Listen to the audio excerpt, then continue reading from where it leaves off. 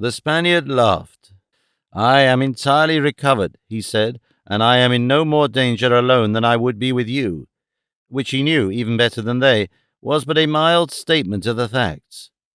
"You will obey my wishes," he continued sternly. "Go back at once the way that you have come.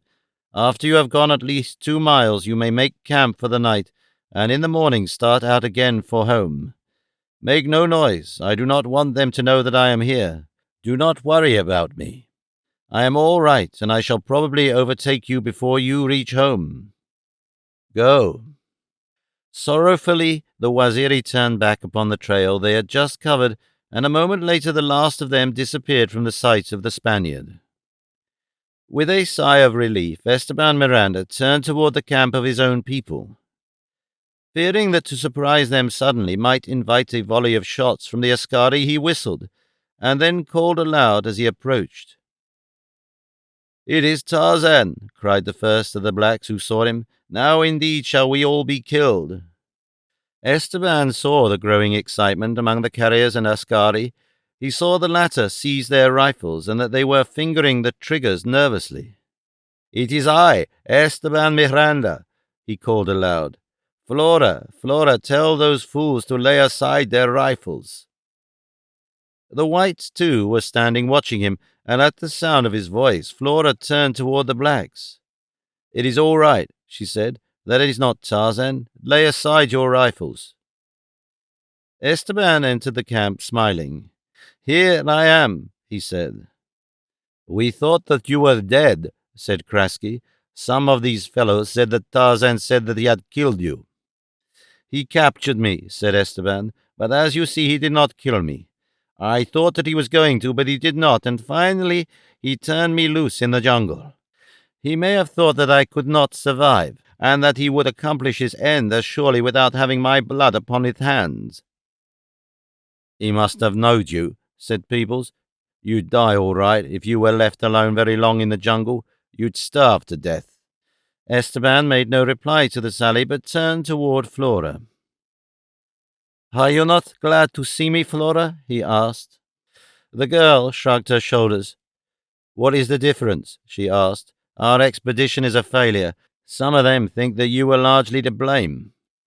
She nodded her head in the general direction of the other whites. The Spaniard scowled. None of them cared very much to see him. He did not care about the others, but he had hoped that Flora would show some enthusiasm about his return. Well, if she had known what he had in his mind, she might have been happier to see him, and only too glad to show some kind of affection. But she did not know. She did not know that Esteban Miranda had hidden the golden ingots where he might go another day and get them. It had been his intention to persuade her to desert the others, and then, later, the two would return and recover the treasure. But now he was piqued and offended. None of them should have a shilling of it. He would wait until they left Africa, and then he would return and take it all for himself. The only fly in the ointment was the thought that the Waziri knew the location of the treasure, and that, sooner or later, they would return with Tarzan and get it. This weak spot in his calculations must be strengthened, and to strengthen it he must have assistance, which would mean sharing his secret with another. But whom? Outwardly oblivious of the sullen glances of his companions, he took his place among them. It was evident to him that they were far from being glad to see him, but just what he did not know, for he had not heard of the plan that Kraski and Owaza had hatched to steal the loot of the ivory raiders, and that their main objection to his presence was the fear that they would be compelled to share the loot with him. It was Kraski who first voiced the thought that was in the minds of all but Esteban. "Miranda," he said, "it is the consensus of opinion that you and Bloober are largely responsible for the failure of our venture. We are not finding fault. I just mention it as a fact. But since you have been away, we have struck upon a plan to take something out of Africa that will partially recompense us for the loss of the gold. We have worked the thing all out carefully and made our plans. We don't need you to carry them out. We have no objection to your coming along with us if you want to for company, but we want to have it understood from the beginning that you are not to share in anything that we get out of this." The Spaniard smiled and waved a gesture of unconcern. "It is perfectly all right," he said. "I shall ask for nothing. I would not wish to take anything from you." And he grinned inwardly as he thought of the more than £250,000 in gold which he would one day take out of Africa for himself alone. At this unexpected attitude of acquiescence upon Esteban's part, the others were greatly relieved, and immediately the entire atmosphere of constraint was removed. "You're a good fellow, Esteban," said Peebles. "I've been saying right along that you'd want to do the right thing, and I want to say that I'm mighty glad to see you back here safe and sound. I felt terrible when I heard you was croaked, that I did." "Yes," said Bloober. "John, he feels so bad he cry himself to sleep every night, ain't it, John?" "Don't try to start nothing, Bloober," growled Peebles, glaring at the Jew. "I wasn't commencing to start nothing," replied Adolf, seeing that the big Englishman was angry. "Of course we were all sorry that we thought Esteban was killed, and we is all glad that he's back." "And that he don't want any of the swag," added Throck. "Don't worry," said Esteban. "If I get back to London, I'll be happy enough. I have had enough of Africa to last me all the rest of my life." Before he could get to sleep that night, the Spaniard spent a wakeful hour or two trying to evolve a plan whereby he might secure the gold absolutely to himself, without fear of its being removed by the Waziri later. He knew that he could easily find the spot where he had buried it and remove it to another close by, provided that he could return immediately over the trail along which Ursula had led them that day, and he could do this alone, ensuring that no one but himself would know the new location of the hiding place of the gold. But he was equally positive that he could never again return later from the east coast and find where he had hidden it. This meant that he must share his secret with another, one familiar with the country who could find the spot again at any time and from any direction. But who was there whom he might trust? In his mind he went carefully over the entire personnel of their safari, and continually his mind reverted to a single individual, Owaza. He had no confidence in the wily old scoundrel's integrity, but there was no other who suited his purpose as well, and finally he was forced to the conclusion that he must share his secret with this black and depend upon avarice rather than honor for his protection. He could repay the fellow well, make him rich beyond his wildest dreams, and this the Spaniard could well afford to do in view of the tremendous fortune at stake. And so he fell asleep, dreaming of what gold, to the value of over £250,000 sterling, would accomplish in the gay capitals of the world. The following morning, while they were breakfasting, Esteban mentioned casually that he had passed a large herd of antelope not far from their camp the previous day, and suggested that he take 4 or 5 men and do a little hunting, joining the balance of the party at camp that night. No one raised any objection, possibly for the reason that they assumed that the more he hunted and the further from the safari he went, the greater the chances of his being killed, a contingency that none of them would have regretted, since at heart they had neither liking nor trust for him. "I will take Owaza," he said. "He is the cleverest hunter of them all, and 5 or 6 men of his choosing." But later, when he approached Owaza, the black interposed objections to the hunt. "We have plenty of meat for 2 days," he said. "Let us go on as fast as we can, away from the land of the Waziri and Tarzan. I can find plenty of game anywhere between here and the coasts. March for 2 days, and then I will hunt with you." "Listen," said Esteban in a whisper. "It is more than antelope that I would hunt. I cannot tell you here in camp, but when we have left the others I will explain. It will pay you better to come with me today than all the ivory you can hope to get from the raiders." Owaza cocked an attentive ear and scratched his woolly head. "It is a good day to hunt, Bwana," he said. "I will come with you and bring 5 boys." After Awaza had planned the march for the main party and arranged for the camping place for the night so that he and the Spaniard could find them again, the hunting party set out upon the trail that Usula had followed from the buried treasure the preceding day. They had not gone far before Awaza discovered the fresh spoor of the Waziri. "Many men passed here late yesterday," he said to Esteban, eyeing the Spaniard quizzically. "I saw nothing of them," replied the latter. "They must have come this way after I passed." "They almost came to our camp, and then they turned about and went away again," said Owaza. "Listen, Bwana, I carry a rifle, and you shall march ahead of me. If these tracks were made by your people, and you are leading me into an ambush, you shall be the first to die." "Listen, Owaza," said Esteban. "We are far enough from camp now, so that I may tell you all. These tracks were made by the Waziri of Tarzan of the Apes, who buried the gold for me a day's march from here. I have sent them home, and I wish you to go back with me and move the gold to another hiding place. After these others have gotten their ivory and returned to England, you and I will come back and get the gold, and then, indeed, shall you be well rewarded." "Who are you, then?" asked Owaza. "Often I have doubted that you are Tarzan of the Apes. The day that we left the camp outside of Opar, one of my men told me that you had been poisoned by your own people and left in the camp. He said that he saw it with his own eyes, your body lying hidden behind some bushes, and yet you were with us upon the march that day.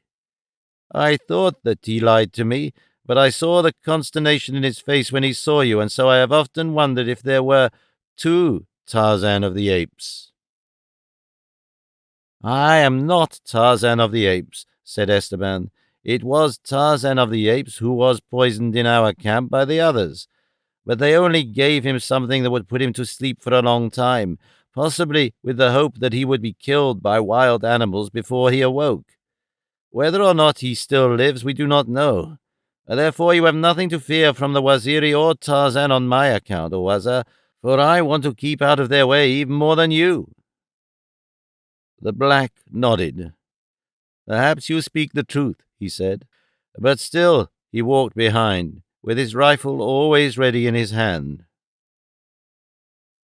They went warily, for fear of overtaking the Waziri, but shortly after passing the spot where the latter had camped, they saw that they had taken another route, and that there was now no danger of coming in contact with them. When they had reached a point within about a mile of the spot where the gold had been buried, Esteban told Owaza to have his boys remain there, while they went ahead alone to effect the transfer of the ingots. "The fewer who know this," he said to the black, "the safer we shall be." "The Bwana speaks words of wisdom," replied the wily black. Esteban found the spot near the waterfall without difficulty, and upon questioning Owaza, he discovered that the latter knew the location perfectly, and would have no difficulty in coming directly to it again from the coast. They transferred the gold but a short distance, concealing it in a heavy thicket near the edge of the river, knowing that it would be as safe from discovery there as though they had transported it 100 miles, for the chances were extremely slight that the Waziri or anyone else who should learn of its original hiding place would imagine that anyone would go to the trouble of removing it but a matter of 100 yards. When they had finished, Owaza looked at the sun. "We will never reach camp tonight," he said. "We will have to travel fast to overtake them even tomorrow." "I did not expect to," replied Esteban, "but I could not tell them that. If we never find them again, I shall be satisfied." Owaza grinned. In his crafty mind, an idea formed. Why, he thought, risk death in a battle with the Arab ivory raiders on the chance of securing a few tusks, when all this gold awaits only transportation to the coast to be ours?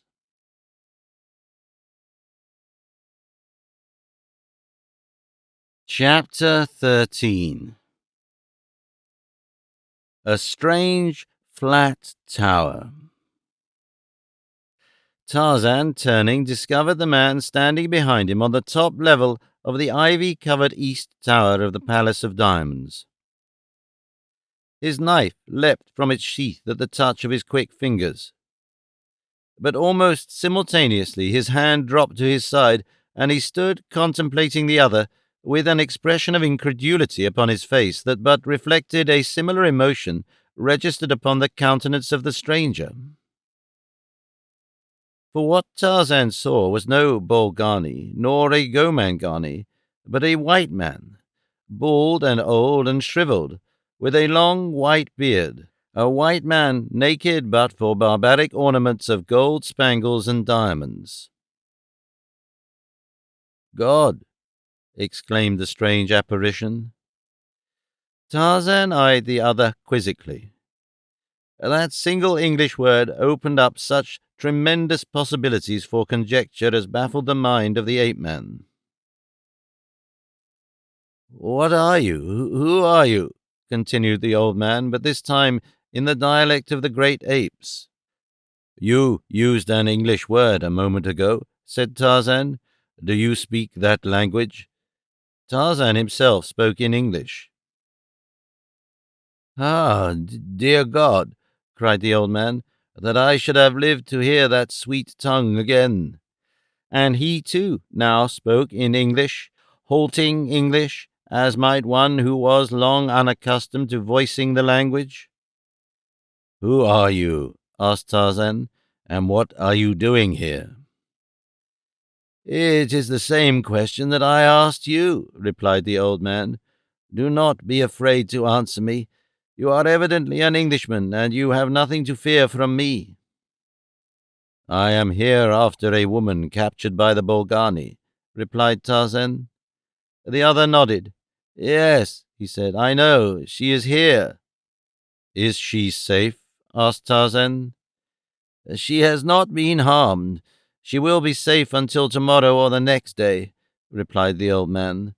"But who are you, and how did you find your way here from the outer world?" "I am Tarzan of the Apes," replied the ape-man. "I came into this valley looking for a way out of the valley of Opar, where the life of my companion was in danger. And you?" "I am an old man," replied the other, "and I have been here ever since I was a boy. I was a stowaway on the ship that brought Stanley to Africa after the establishment of the station on Stanley Pool, and I came into the interior with him. I went out from camp to hunt alone one day. I lost my way, and later was captured by unfriendly natives. They took me farther into the interior to their village, from which I finally escaped, but so utterly confused and lost that I had no idea what direction to take to find a trail to the coast. I wandered thus for months, until finally, upon an accursed day, I found an entrance to this valley. I do not know why they did not put me to death at once, but they did not, and later they discovered that my knowledge could be turned to advantage to them. Since then I have helped them in their quarrying and mining and in their diamond cutting. I have given them iron drills with hardened points and drills tipped with diamonds. Now I am practically one of them. But always in my heart has been the hope that someday I might escape from the valley. A hopeless hope, though, I may assure you." "There is no way out?" asked Tarzan. "There is a way, but it is always guarded." "Where is it?" queried Tarzan. "It is a continuation of one of the mine tunnels, passing entirely through the mountain to the valley beyond. The mines have been worked by the ancestors of this race for an almost incalculable length of time. The mountains are honeycombed with their shafts and tunnels.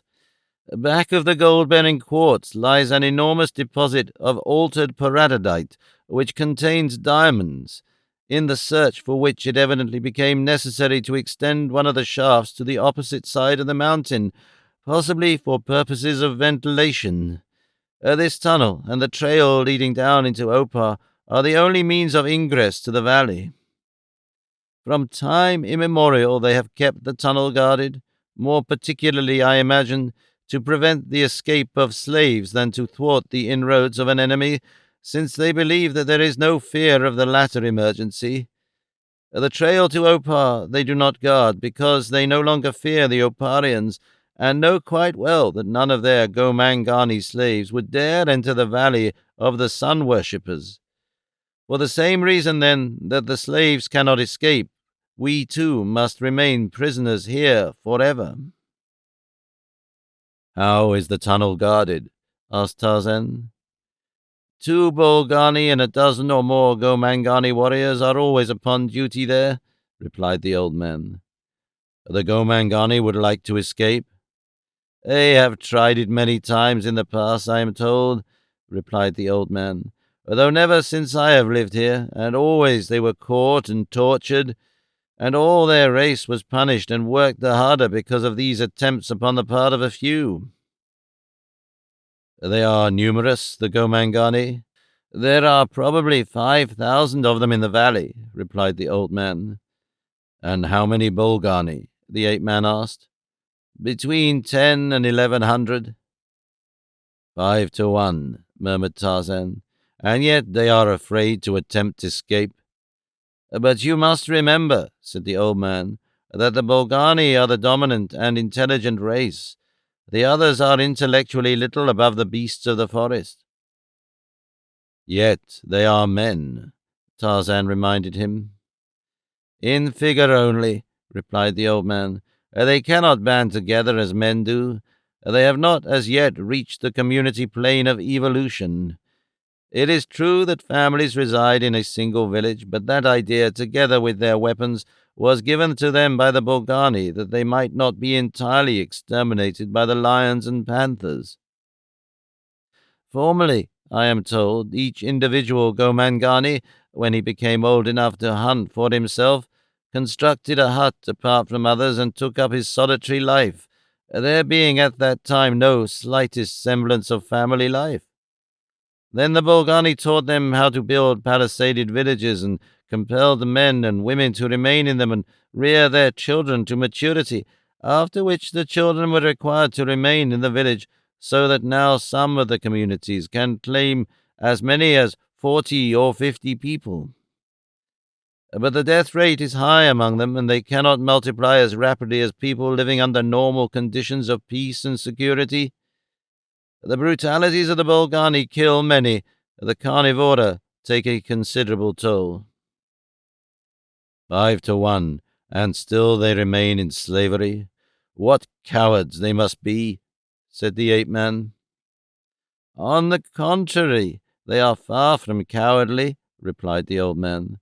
"They will face a lion with the utmost bravery, but for so many ages have they been subservient to the will of the Bolgani that it has become a fixed habit in them. As the fear of God is inherent in us, so is the fear of the Bolgani inherent in the minds of the Gomangani from birth." "It is interesting," said Tarzan, "but tell me now where the woman is of whom I have come in search." "She is your mate?" asked the old man. "No," replied Tarzan. "I told the Gomangani that she was, so that they would protect her. She is La, Queen of Opar, High Priestess of the Flaming God." The old man looked his incredulity. "Impossible," he cried. "It cannot be that the Queen of Opar has risked her life by coming to the home of her hereditary enemies." "She was forced to it," replied Tarzan, "her life being threatened by a part of her people because she had refused to sacrifice me to their god." "If the Bolgani knew this, there would be great rejoicing," replied the old man. "Tell me where she is," demanded Tarzan. "She preserved me from her people, and I must save her from whatever fate the Bolgani contemplate for her." "It is hopeless," said the old man. "I can tell you where she is, but you cannot rescue her." "I can try," replied the ape-man. "But you will fail and die." "If what you tell me is true, that there is absolutely no chance of my escaping from the valley, I might as well die," replied the ape-man. "However, I do not agree with you." The old man shrugged. You do not know the Bolgani, he said. Tell me where the woman is, said Tarzan. Look, replied the old man, motioning Tarzan to follow him into his apartment, and approaching a window which faced toward the west, he pointed towards a strange flat tower which rose above the roof of the main building near the west end of the palace. She is probably somewhere in the interior of that tower, said the old man to Tarzan, but as far as you are concerned, she might as well be at the North Pole. Tarzan stood in silence for a moment, his keen eyes taking in every salient detail of the prospect before him. He saw the strange flat-topped tower, which it seemed to him might be reached from the roof of the main building. He saw, too, branches of the ancient trees that sometimes topped the roof itself, and except for the dim light shining through some of the palace windows, he saw no signs of life. He turned suddenly upon the old man. I do not know you, he said, but I believe that I may trust you, since after all blood ties are strong, and we are the only men of our race in this valley. You might gain something in favor by betraying me, but I cannot believe that you will do it. Do not fear, said the old man. I hate them. If I could help you, I would. But I know there is no hope of success for whatever plan you may have in mind. The woman will never be rescued. You will never leave the valley of the Palace of Diamonds. You will never leave the palace itself unless the Bolgani wish it. The ape-man grinned. You have been here so long, he said, that you are beginning to assume the attitude of mind that keeps the Gomangani in perpetual slavery. If you want to escape, come with me. We may not succeed, but at least you will have a better chance if you try than as if you remained forever in this tower. The old man shook his head. No, he said, it is hopeless. If escape had been possible, I should have been away from here long ago. Goodbye, then, said Tarzan, and swinging out of the window, he clambered toward the roof below, along the stout stem of the old ivy. The old man watched him for a moment until he saw him make his way carefully across the roof toward the flat-topped tower where he hoped to find and liberate La.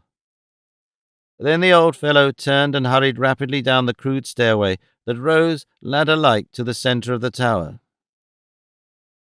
Tarzan made his way across the uneven roof of the main building, clambering up the sides of its higher elevations and dropping again to its lower levels as he covered a considerable distance between the east tower and that flat-topped structure of peculiar design in which La was supposed to be incarcerated.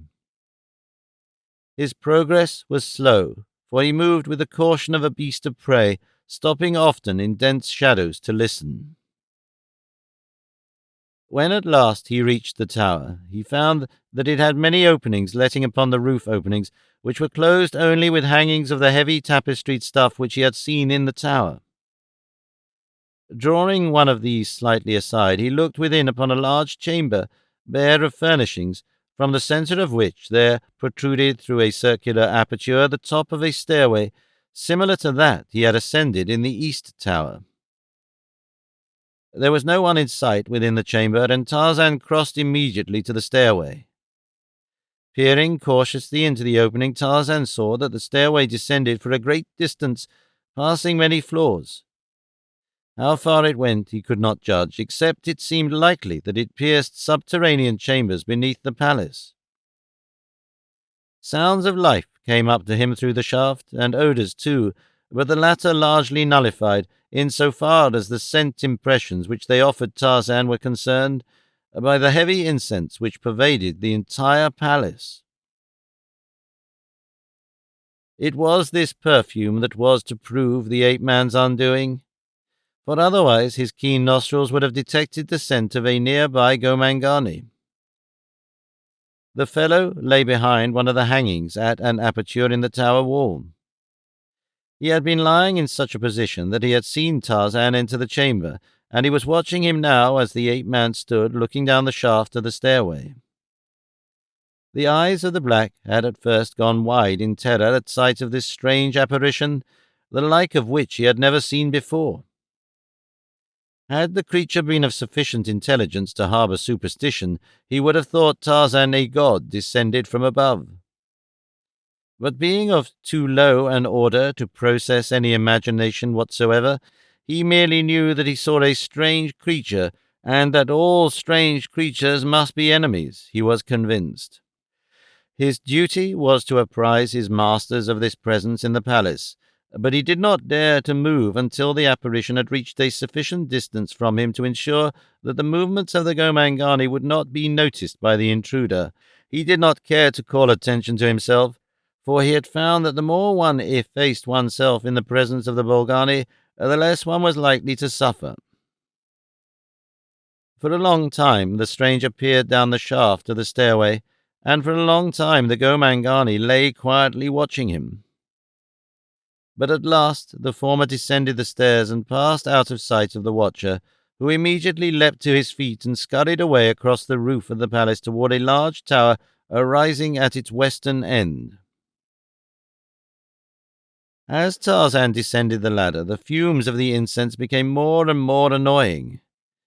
Where otherwise he might have investigated quickly by scent, he was now compelled to listen for every sound, and in many cases to investigate the chambers opening upon the central corridor by entering them. Where the doors were locked, he lay flat and listened close to the aperture at their base. On several occasions he risked calling La by name, but in no case did he receive any reply. He had investigated 4 landings and was descending to the 5th when he saw standing in one of the doorways upon this level an evidently much excited and possibly terrified black. The fellow was of giant proportions and entirely unarmed. He stood looking at the ape-man with wide eyes as the latter jumped lightly from the stairway and stood facing him upon the same level. "What do you want?" finally stammered the black. "Are you looking for the white she, your mate, whom the Bolgani took?" "Yes," replied Tarzan. "What do you know of her?" "I know where she is hidden," replied the black, "and if you will follow me I will lead you to her." "Why do you offer to do this for me?" asked Tarzan, immediately suspicious. "Why is it that you do not go at once to your masters and tell them that I am here, that they may send men to capture me?" "I do not know the reason that I was sent to tell you this," replied the black. "The Bolgani sent me. I do not wish to come, for I was afraid." "Where did they tell you to lead me?" asked Tarzan. "I am to lead you into a chamber, the door of which will be immediately bolted upon us. You will then be a prisoner." "And you?" inquired Tarzan. "I, too, shall be a prisoner with you. The Bolgani do not care what becomes of me. Perhaps you will kill me, but they do not care." "If you lead me into a trap, I shall kill you," replied Tarzan. "But if you lead me to the woman, perhaps we shall all escape. You would like to escape, would you not?" "I should like to escape, but I cannot." "Have you ever tried?" "No, I have not. Why should I try to do something that cannot be done?" "If you lead me into the trap, I shall surely kill you. If you lead me to the woman, you at least have the chance that I do to live. Which will you do?" The black scratched his head in thought, the idea slowly filtering through his stupid mind. At last he spoke. "You are very wise," he said. "I will lead you to the woman." "Go ahead, then," said Tarzan, "and I will follow you." The black descended to the next level, and opening the door, entered a long, straight corridor. As the ape-man followed his guide, he had leisure to reflect upon the means through which the Bolgani had learned of his presence in the tower, and the only conclusion he could arrive at was that the old man had betrayed him, since in so far as Tarzan was aware, he alone knew that the ape-man was in the palace. The corridor along which the black was leading him was very dark, receiving a dim and inadequate illumination from the dimly lighted corridor that they had just left, the door into which remained open behind them. Presently the black stopped before a closed door. "The woman is there," said the black, pointing to the door. "She is alone?" asked Tarzan. "No," replied the black. "Look, and he opened the door, revealing a heavy hanging, which he gently separated, revealing to Tarzan the interior of the chamber beyond. Seizing the black by the wrist that he might not escape, Tarzan stepped forward and put his eyes to the aperture. Before him lay a large chamber, at one end of which was a raised dais, the base of which was of a dark, ornately carved wood. The central figure upon this dais was a huge, black-maned lion, the same that Tarzan had seen escorted through the gardens of the palace. His golden chains were now fastened to rings in the floor, while the four blacks stood in statuesque rigidity, two upon either side of the beast. Upon golden thrones behind the lion sat three magnificently ornamented Bolgani. At the foot of the steps leading to the stairs stood La, between two Gomangani guards. Upon either side of a central aisle were carved benches facing the dais, and occupying the front section of these were some 50 Bolgani, among whom Tarzan almost immediately espied the little old man that he had met in the tower, the sight of whom instantly crystallized the ape-man's conviction of the source of his betrayal. The chamber was lighted by hundreds of cressets, burning a substance which gave forth both light and the heavy incense that had assailed Tarzan's nostrils since first he entered the domain of the Bolgani. The long, cathedral-esque windows upon one side of the apartment were thrown wide, admitting the soft air of the jungle summer night. Through them Tarzan could see the palace grounds, and that this chamber was upon the same level as the terrace upon which the palace stood. Beyond those windows was an open gateway to the jungle and freedom, but interposed between him and the windows were 50 armed gorilla men. Perhaps, then, strategy would be a better weapon than force with which to carve his way to freedom with La. Yet, to the forefront of his mind was evidently a belief in the probability that in the end it would be force rather than strategy upon which he must depend. He turned to the black at his side. "Would the Gomangani guarding the lion like to escape from the Bolgani?" he asked. "The Gomangani would all escape if they could," replied the black. "If it is necessary for me to enter the room, then," said Tarzan to the black, "will you accompany me and tell the other Gomangani that if they will fight for me, I will take them out of the valley?" "I will tell them, but they will not believe," replied the black. "Tell them that they will die if they do not help me, then," said Tarzan. "I will tell them."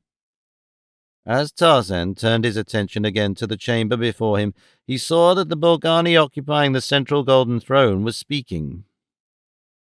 "Nobles of Numa, king of beasts, emperor of all created things," he said in deep, growling tones, "Numa has heard the words that this she has spoken, and it is the will of Numa that she die. The great emperor is hungry. He himself will devour her here in the presence of his nobles and the imperial council of 3. It is the will of Numa." A growl of approval arose from the beast-like audience, while the great lion bared his hideous fangs and roared until the palace trembled, his wicked yellow-green eyes fixed terribly upon the woman before him, evidencing the fact that these ceremonies were of sufficient frequency to have accustomed the lion to what he might expect as the logical termination of them. "Day after tomorrow," continued the speaker, "the mate of this creature, who is by this time safely imprisoned in the Tower of the Emperors, will be brought before Numa for judgment. Slaves!" he cried suddenly in a loud voice, rising to his feet and glaring at the guards holding La. "Drag the woman to your emperor."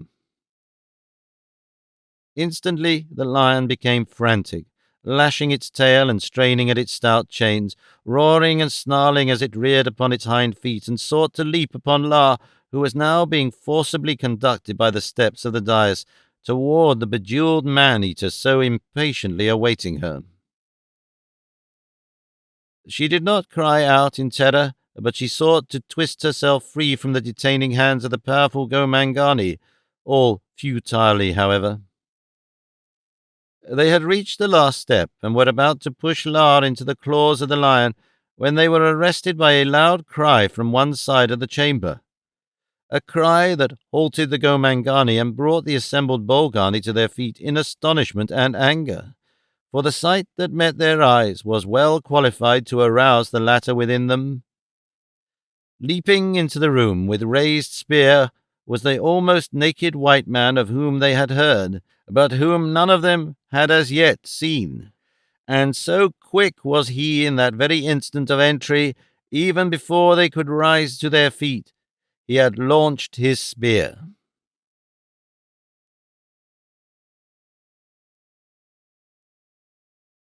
Chapter 14. The Chamber of Horrors.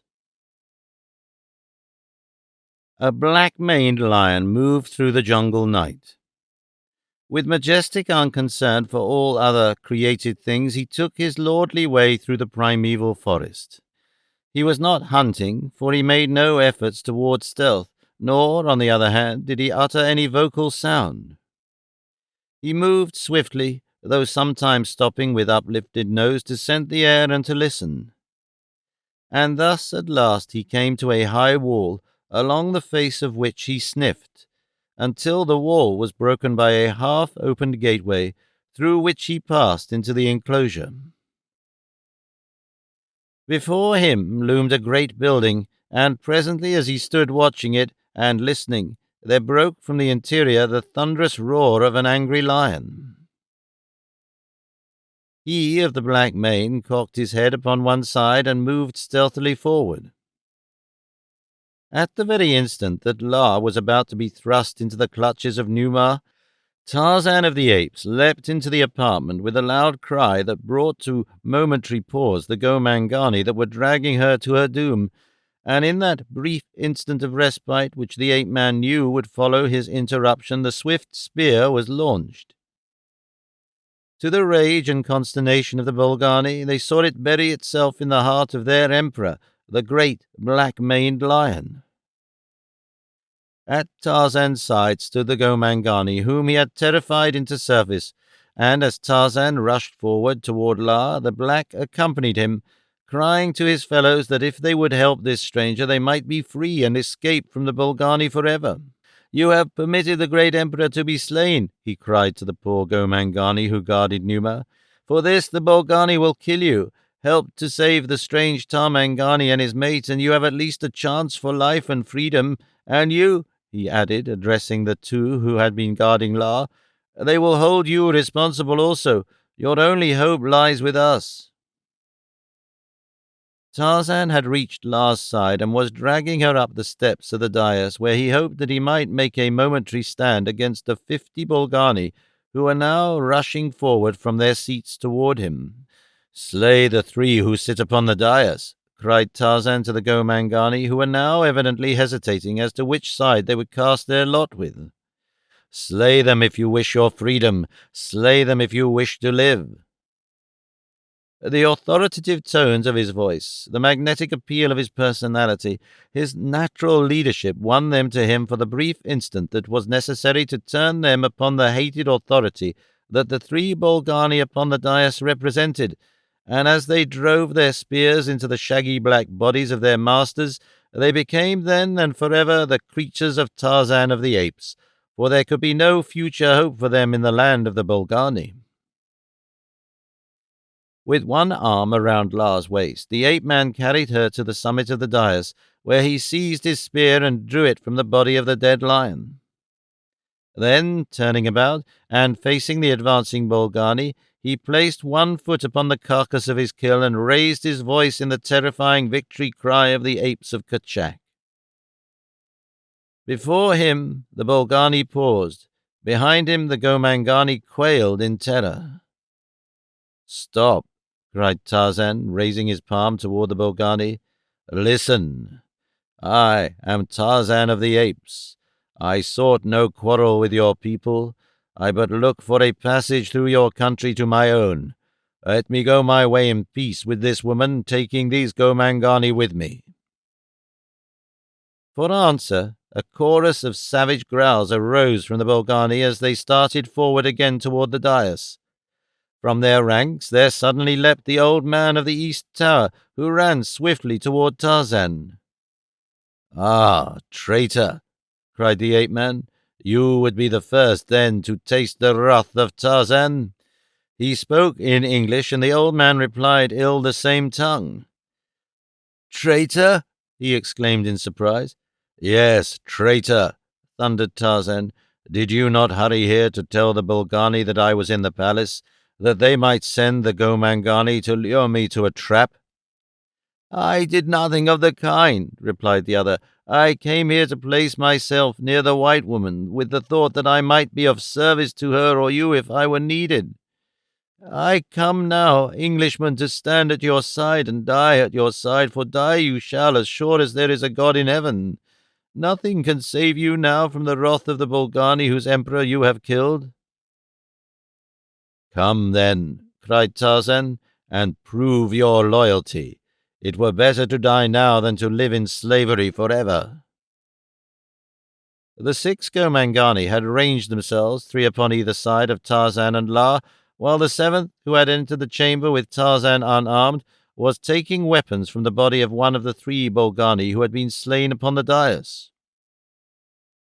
Before this array of force, so new to them, the Bolgani paused at the foot of the steps leading to the dais. But only for a moment they paused, for there were but 9 against 50, and as they surged up the steps, Tarzan and his Gomangani met them with battle-axe and spear and bludgeon. For a moment they pressed them back, but the numbers against them were too great, and once again a wave swept up that seemed likely to overwhelm them, when there broke upon the ears of the contestants a frightful roar, which, coming from almost at their sides, brought a sudden momentary cessation of the battle. Turning their eyes in the direction of the sound, they saw a huge black-maned lion standing upon the floor of the apartment, just within one of the windows.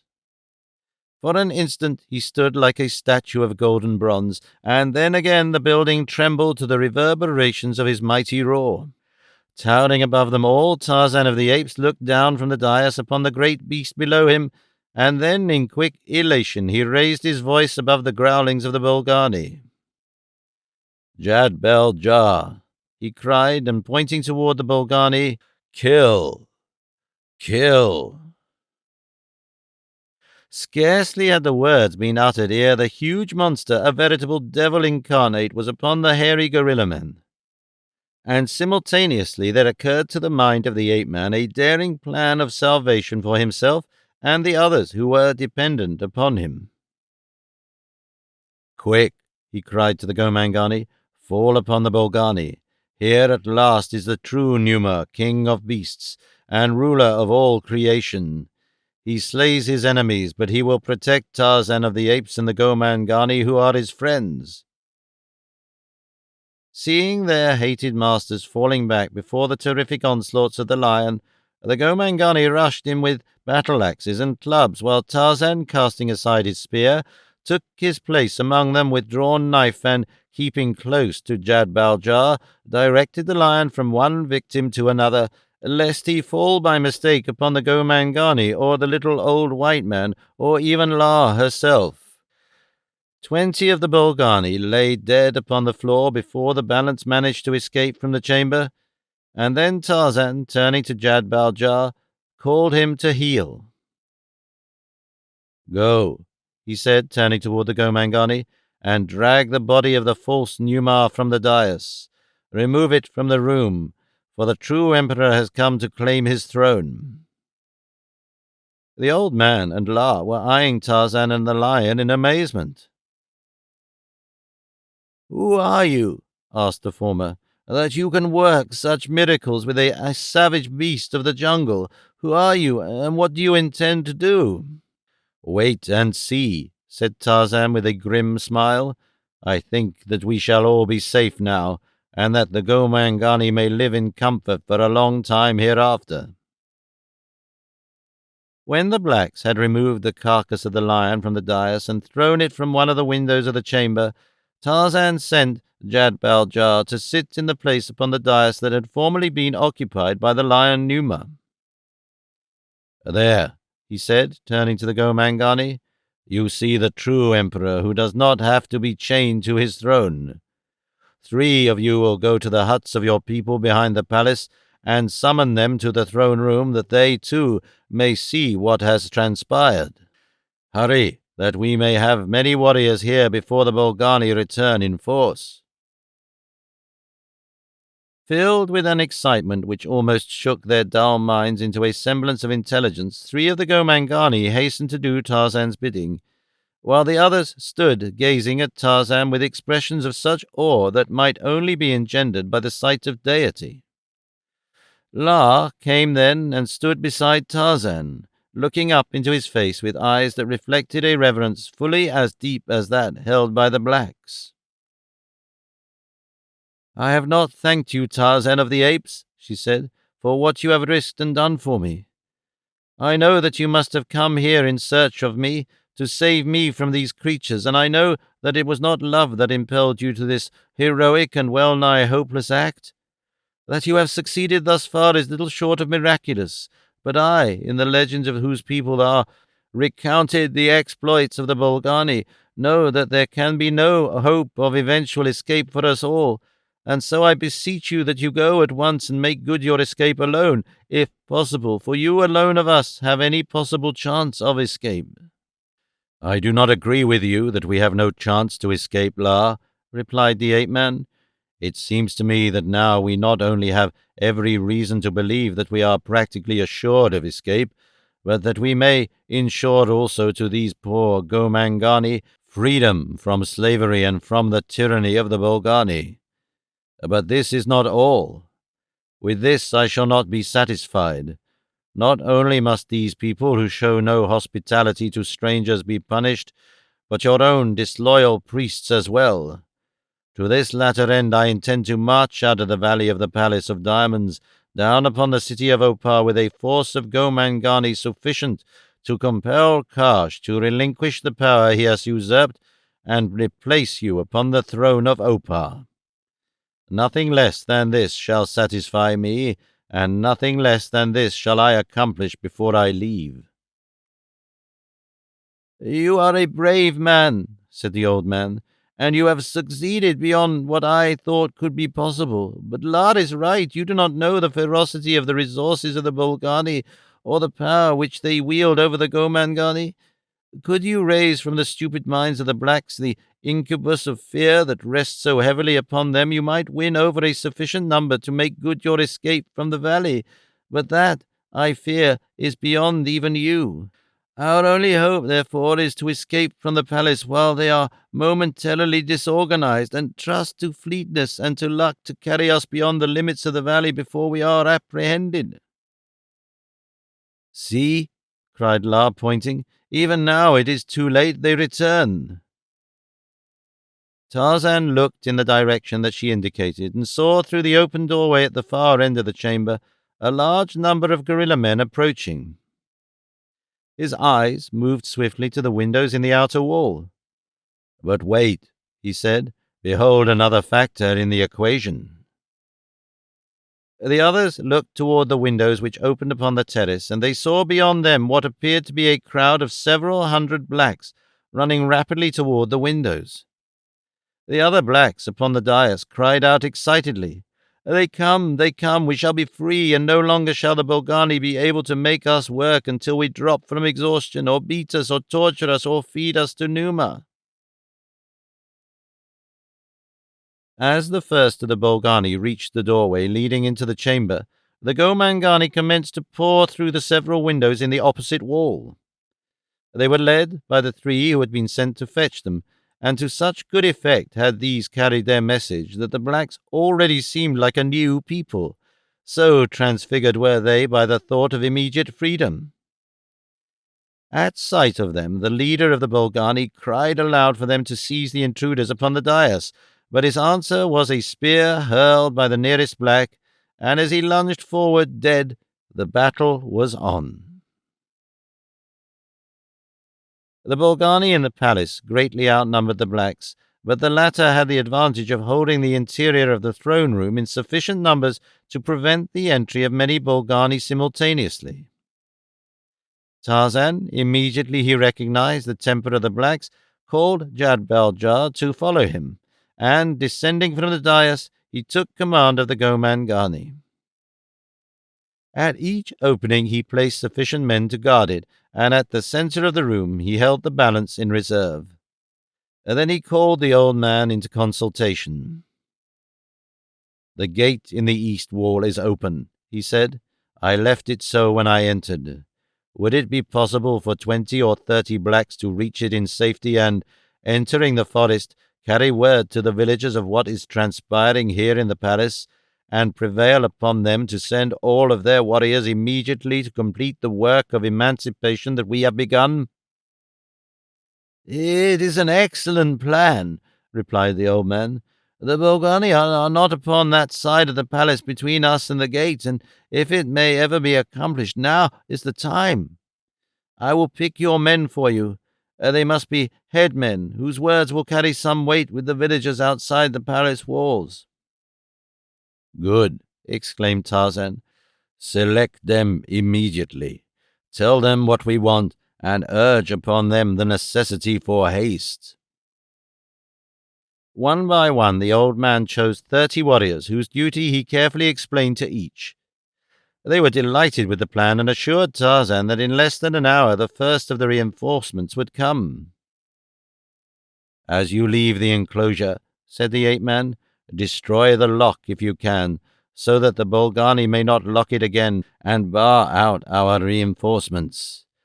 Carry also the word that the first who come are to remain outside the wall until a sufficient number have arrived to make entry into the palace grounds reasonably safe, at least as many as are within this room now." The blacks signified their understanding, and a moment later passed out of the room through one of the windows and disappeared into the darkness of the night beyond.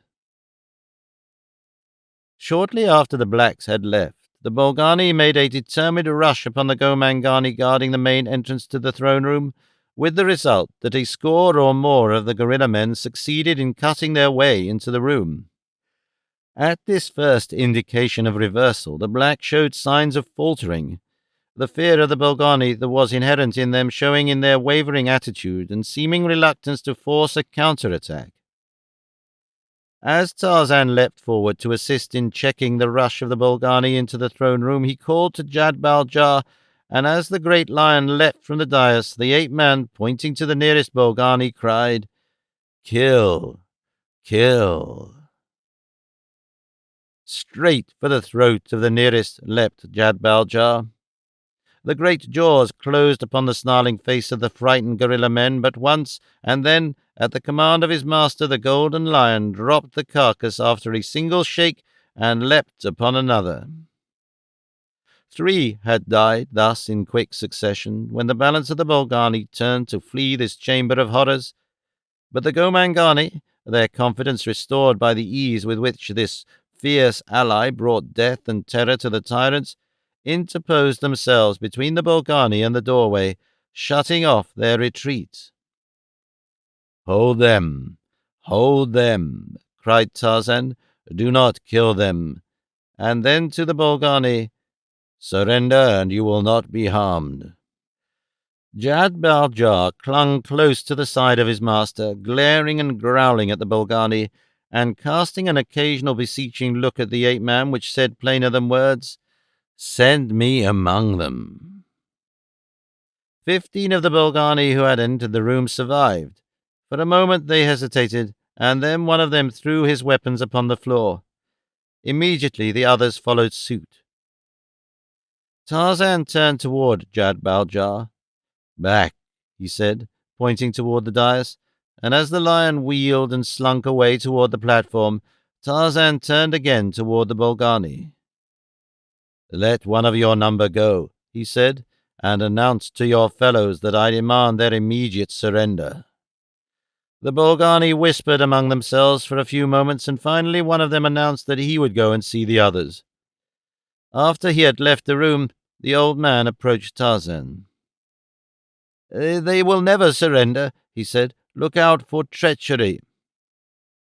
"It is all right," said Tarzan. "I am expecting that. but I am gaining time, and that is what we need most. If there were a place near where I might confine these others, I should feel better, for it would cut down our antagonists by at least that many." "There is a room there," said the old man, pointing toward one of the doorways in the throne room, "where you can confine them. There are many such rooms in the Tower of the Emperors." "Good," said Tarzan, and a moment later, following his instructions, the Bolgani were safely locked in a room adjoining the throne room. In the corridors without, they could hear the main body of the gorilla men in argument. It was evident that they were discussing the message sent to them by Tarzan. 15 minutes passed, and finally 30, with no word from the Bolgani and no resumption of hostilities, and then there came to the main entrance of the throne room the fellow whom Tarzan had dispatched with his demand for surrender. "Well," asked the ape-man, "what is their answer?" "They will not surrender," replied the Bolgani, "but they will permit you to leave the valley provided that you will release those whom you have taken prisoner and harm no others." The ape-man shook his head. "That will not do," he replied. "I hold the power to crush the Bolgani of the Valley of Diamonds. Look," and he pointed toward Jad-Bal-Jah. "Here is the true Numa. The creature you had upon your throne was but a wild beast, but this is Numa, king of beasts, emperor of all created things. Look at him. Must he be held in leash by golden chains like some prisoner or slave? No, he is indeed an emperor, but there is one yet greater than he, one from whom he takes commands, and that one is I, Tarzan of the Apes. Anger me, and you shall feel not only the wrath of Numa, but the wrath of Tarzan as well. The Gomangani are my people, the Bolgani shall be my slaves. Go and tell your fellows that, and that if they would live at all, they had best come soon and sue for mercy. Go." When the messenger had again departed, Tarzan looked at the old man, who was eyeing him with an expression which might have denoted either awe or reverence, were it not for the vaguest hint of a twinkle in the corners of the eyes. The ape-man breathed a sigh of relief. "That will give us at least another half-hour," he said. "We shall need it, and more too," replied the old man. "Though, at that, you have accomplished more than I had thought possible, for at least you have put a doubt in the minds of the Bolgani who never before have had cause to question their own power." Presently, from the outer corridors, the sounds of argument and discussion gave place to that of movement among the Bolgani. A company comprising some 50 of the gorilla men took post directly outside the main entrance of the throne room, where they stood in silence, their weapons ready, as though for the purpose of disputing any effort upon the part of the inmates of the room to escape. Beyond them, the balance of the gorilla men could be seen moving away and disappearing through the doorways and corridors leading from the main hallway of the palace. The Gomangani, together with La and the old man, watched impatiently for the coming of the black reinforcements, while Tarzan sat upon the edge of the dais, half reclining, with an arm about the neck of Jad-Bal-Jah. "They are up to something," said the old man. "We must watch carefully against a surprise. If the blacks would but come now, while the doorway is held by only 50, we should overcome them easily and have, I do verily believe, some slight chance of escaping from the palace grounds." "Your long residence here," said Tarzan, "has filled you with the same senseless fear of the Bolgani that the Gomangani hold. From the attitude of mind which you hold toward them, one would think them some manner of supermen. They are only beasts, my friend, and if we remain loyal to our cause, we shall overcome them." "Beasts they may be," replied the old man, "but they are beasts with the brains of men. Their cunning and their cruelty are diabolical." A long silence ensued, broken only by the nervous whisperings of the Gomangani, whose morale, it was evident, was slowly disintegrating under the nervous strain of the enforced wait, and the failure of their fellows of the forest to come quickly to their aid. To this was added the demoralizing effect of speculation upon what the Bolgani were planning or what plan they already were putting into effect.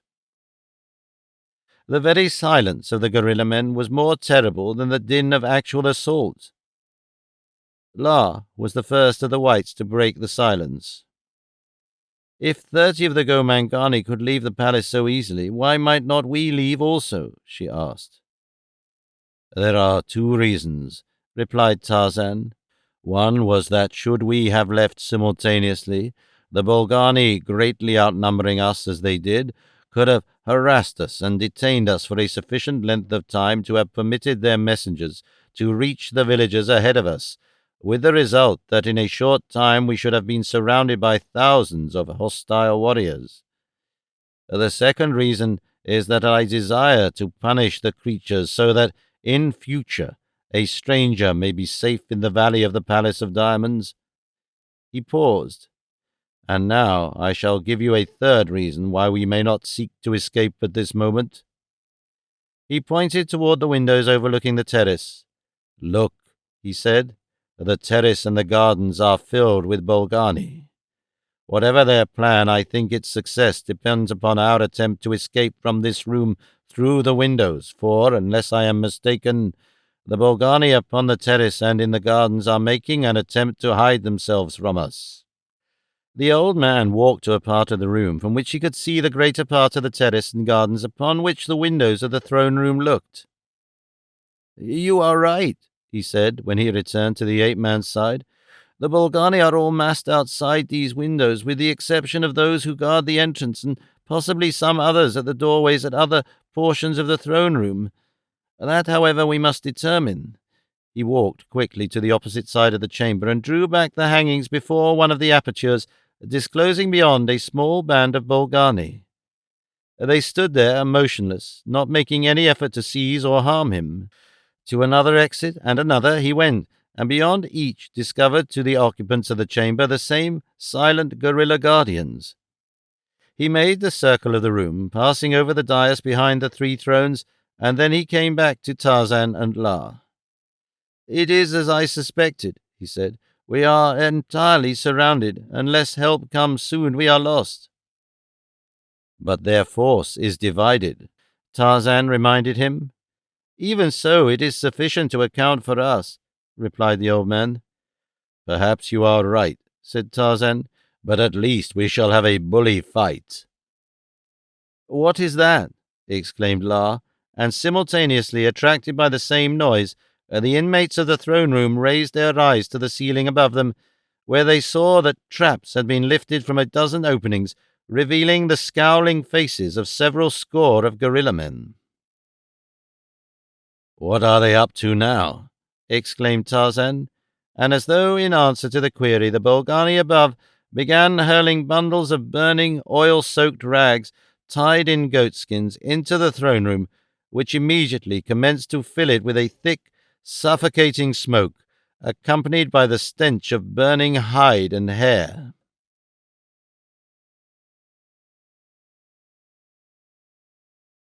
Chapter 15. The Map of Blood.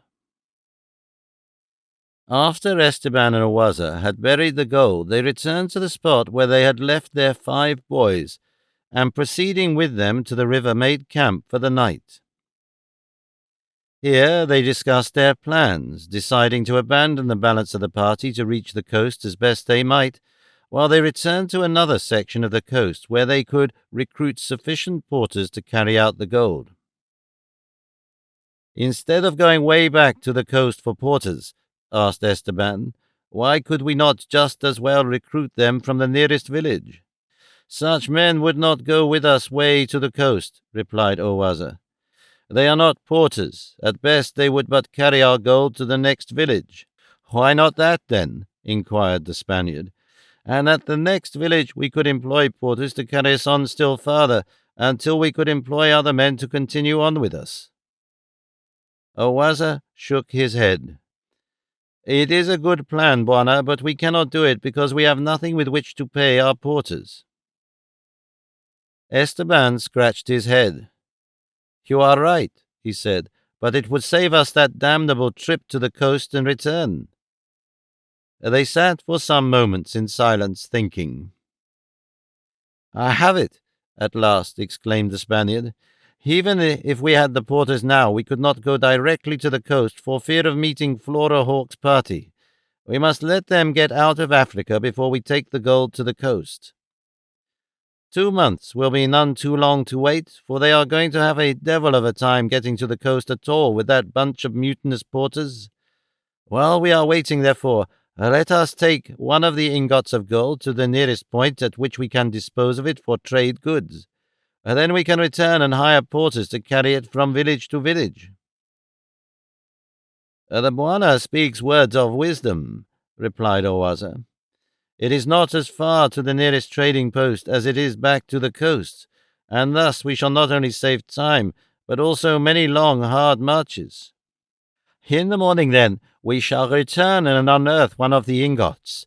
But we must be sure that none of your men accompanies us, for no one must know until it is absolutely necessary where the gold is buried. When we return for it, of course, then others must know too, but inasmuch as we shall be with it constantly thereafter, there will be little danger of its being taken from us." And so, upon the following morning, the Spaniard and Owaza returned to the buried treasure, where they unearthed a single ingot. Before he left the spot, the Spaniard drew upon the inner surface of the leopard skin that he wore across his shoulder an accurate map of the location of the treasure, making the drawing with a sharpened stick, dipped in the blood of a small rodent he had killed for the purpose. From Owaza he obtained the native names of the river and of such landmarks as were visible from the spot at which the treasure was buried, together with as explicit directions as possible for reaching the place from the coast. This information, too, he wrote below the map, and when he had finished he felt much relieved from the fear that should aught befall Owaza, he might never be able to locate the gold. When Jane Clayton reached the coast to take passage for London, she found awaiting her a wire stating that her father was entirely out of danger, and that there was no necessity for her coming to him. She therefore, after a few days of rest, turned her face again toward home, and commenced to retrace the steps of the long, hot, weary journey that she had just completed. When, finally, she arrived at the bungalow, she learned, to her consternation, that Tarzan of the Apes had not yet returned from his expedition to the city of Opar after the gold from the treasure vaults. She found Korak, evidently much exercised, but unwilling to voice a doubt as to the ability of his father to care for himself. She learned of the escape of the Golden Lion with regret, for she knew that Tarzan had become much attached to the noble beast. It was the second day after her return that the Waziri who had accompanied Tarzan returned without him. Then, indeed, was her heart filled with fear for her lord and master. She questioned the men carefully, and when she learned from them that Tarzan had suffered another accident that had again affected his memory, she immediately announced that she would set out on the following day in search of him, commanding the Waziri who had just returned to accompany her. Korak attempted to dissuade her, but failing in that, insisted upon accompanying her. "We must not all be away at once," she said. "You remain here, my son. If I fail, I shall return and let you go." "I cannot let you go alone, mother," replied Korak. "I am not alone when the Waziri are with me," she laughed, "and you know perfectly well, boy, that I am as safe as anywhere in the heart of Africa with them as I am here at the ranch." Yes, I suppose so," he replied, "but I wish I might go, or that Miriam were here." "Yes, I too wish that Miriam were here," replied Lady Greystoke. "However, do not worry. You know that my jungle craft, while not equal to that of Tarzan or Korak, is by no means a poor asset, and that, surrounded by the loyalty and bravery of the Waziri, I shall be safe." "I suppose you are right," replied Korak, "but I do not like to see you go without me." And so, notwithstanding his objections, Jane Clayton set out the next morning with 50 Waziri warriors in search of her savage mate. When Esteban and Owaza had not returned to camp as they had promised, the other members of the party were at first inclined to anger, which was later replaced by concern, not so much for the safety of the Spaniard, but for fear that Owaza might have met with an accident and would not return to take them in safety to the coast. For of all the blacks, he alone seemed competent to handle the surly and mutinous carriers. The negroes scouted the idea that Owaza had become lost and were more inclined to the opinion that he and Esteban had deliberately deserted them. Louvini, who acted as head man in Owaza's absence, had a theory of his own. Owaza and the Bwana have gone after the ivory raiders alone. By trickery they may accomplish as much as we could have accomplished by force, and there will only be two among whom to divide the ivory. But how may two men overcome a band of raiders? Inquired Flora, skeptically. You do not know Owaza, answered Louvini. If he can gain the ears of their slaves, he will win them over, and when the Arabs see that he who accompanies Owaza and who fights at the head of the mutinous slaves is Tarzan of the apes, they will flee in terror. I believe he is right, muttered Kraski. It sounds just like the Spaniard. And then suddenly he turned upon Louvini. Can you lead us to the raiders' camp? He demanded. Yes, replied the Negro. Good, exclaimed Kraski. And now, Flora, what do you think of this plan? Let us send a swift runner to the raiders, warning them against Owaza and the Spaniard, and telling them that the latter is not Tarzan of the apes, but an impostor. We can ask them to capture and hold the two until we come, and after we arrive we can make much further plans as the circumstances permit. Very possibly we can carry out our original design after we have once entered their camp as friends. Yes, that sounds good, replied Flora, and it is certainly crooked enough, just like you yourself. The Russian blushed. Birds of a feather, he quoted. The girl shrugged her shoulders indifferently, but Blueber, who, with Peebles and Throck, had been silent listeners to the conversation, blustered. What do you mean, birds with feathers? He demanded. Who was a crook? I tell you, Mr. Karl Kraski, I am an honest man. That is one thing dot no man don't say about Adolf Blueber. He is a crook. Oh, shut up, snapped Kraski. If there's anything in it, you'll be for it. If there's no risk. These fellows stole the ivory themselves and killed a lot of people probably to do it. In addition, they have taken slaves, which we will free. Oh, well, said Blueber, if it is fair and equitable, why, all right, but just remember, Mr. Kraski, that I am an honest man. Blimey, exclaimed Throck, we're all honest. I've never seen such a downy bunch of parsons in all me life. Sure, we're honest, roared John Peebles, and anyone that says we ain't gets his bally head knocked off, and here we are, and that's that. The girl smiled wearily. You can always tell honest men, she said. They go around telling the world how honest they are. But never mind that. The thing now is to decide whether we want to follow Kraski's suggestion or not. It's something we've got all pretty well to agree upon before we undertake it. There are 5 of us. Let's leave it to a vote. Do we or don't we? Will the men accompany us? Asked Kraski, turning to Louvini. If they are promised a share of the ivory, they will, replied the black. How many are in favour of Karl's plan? Asked Flora. They were unanimously for it, and so it was decided that they would undertake the venture, and a half-hour later a runner was dispatched on the trail to the raiders' camp with a message for the raider chief. Shortly after, the party broke camp and took up its march in the same direction. A week later, when they reached the camp of the raiders, they found that their messenger had arrived safely, and that they were expected. Esteban and Owaza had not put in an appearance, nor had anything been seen or heard of them in the vicinity.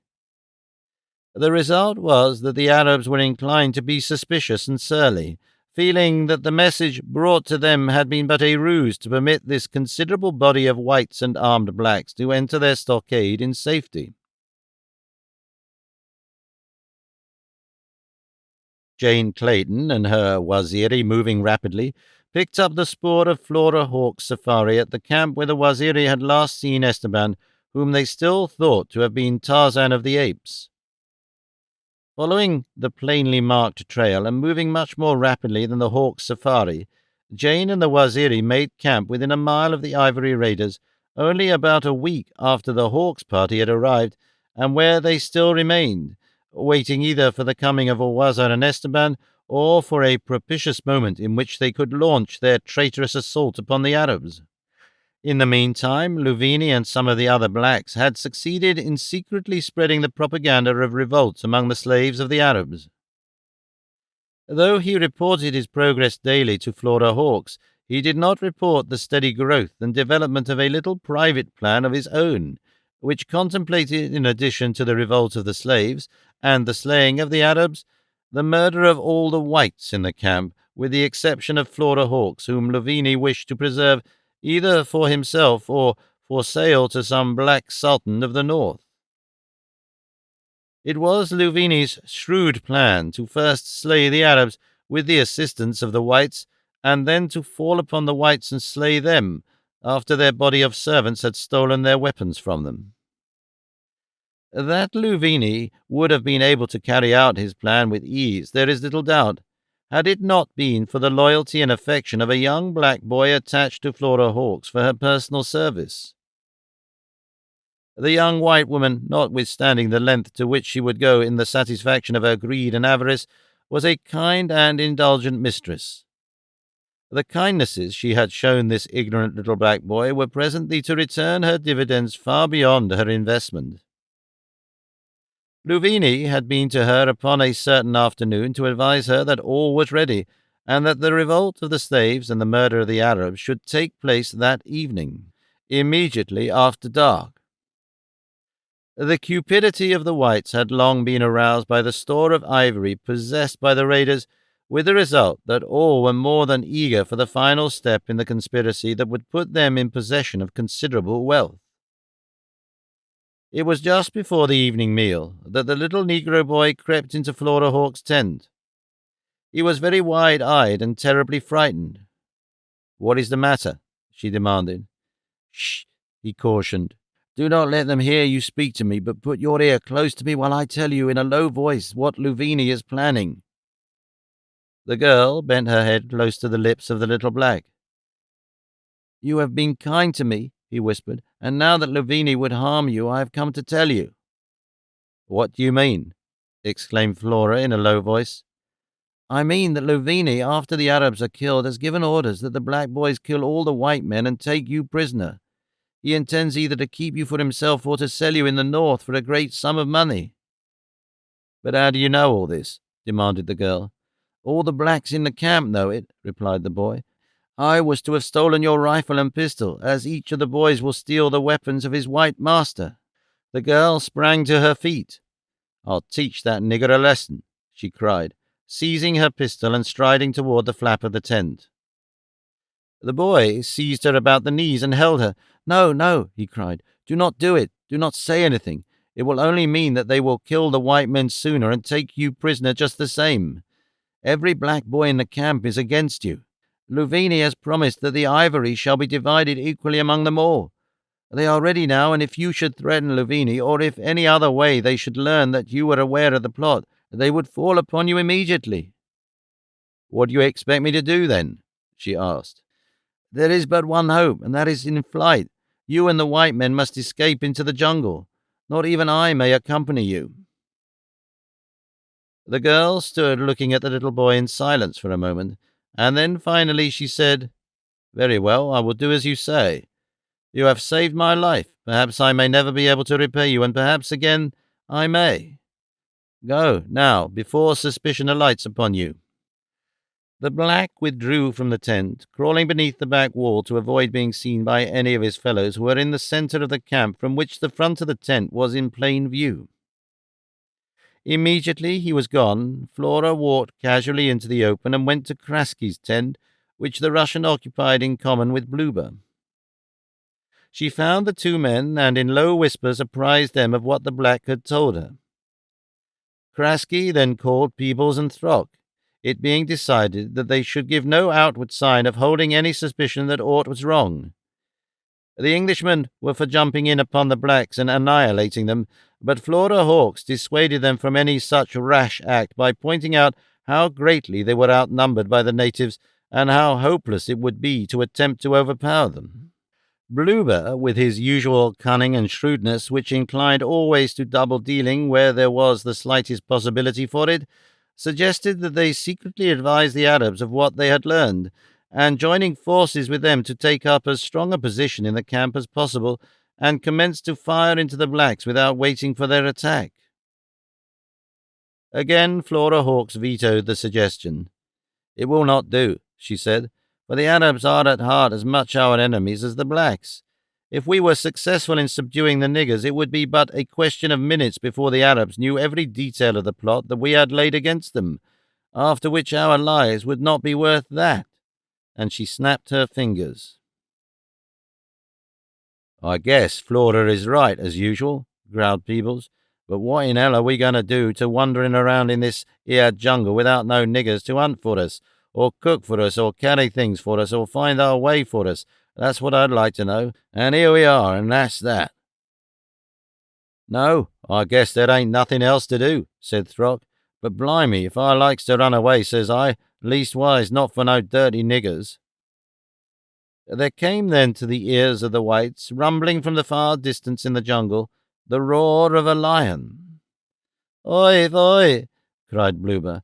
"We all go out alone in the jungle? My God, I'd just as soon stay here and get killed like a white man." "They won't kill you like a white man," said Krasky. "They'll torture you if you stay." Blueber wrung his hands, and the sweat of fear rolled down his oily face. "Oi, why did I done it? Why did I done it?" he wailed. "Why didn't I stay home in London where I belong?" "Shut up," snapped Flora. "Don't you know that if you do anything to arouse the suspicion of these fellows, they will be on us at once? There is only one thing for us to do, and that is to wait until they precipitate the attack upon the Arabs. We will still have our weapons, for that they do not plan to steal them from us until after the Arabs are killed. In the confusion of the fight, we must make our escape into the jungle, and after that, God knows, and God help us." "Yes," blubbered Blueber, who was in a blue funk. "God help us." A moment later Louvini came to them. "All is ready, Bwanas," he said. "As soon as the evening meal has been eaten, be in readiness. You will hear a shot. That will be the signal. And then open fire upon the Arabs." "Good," said Krasky.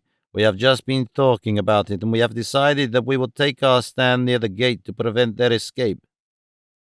"It is well," said Louvini, "but you must remain here." He was addressing Flora.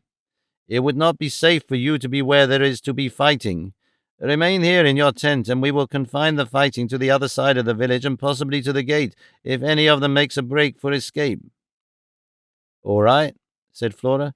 "I'll remain here where it is safe."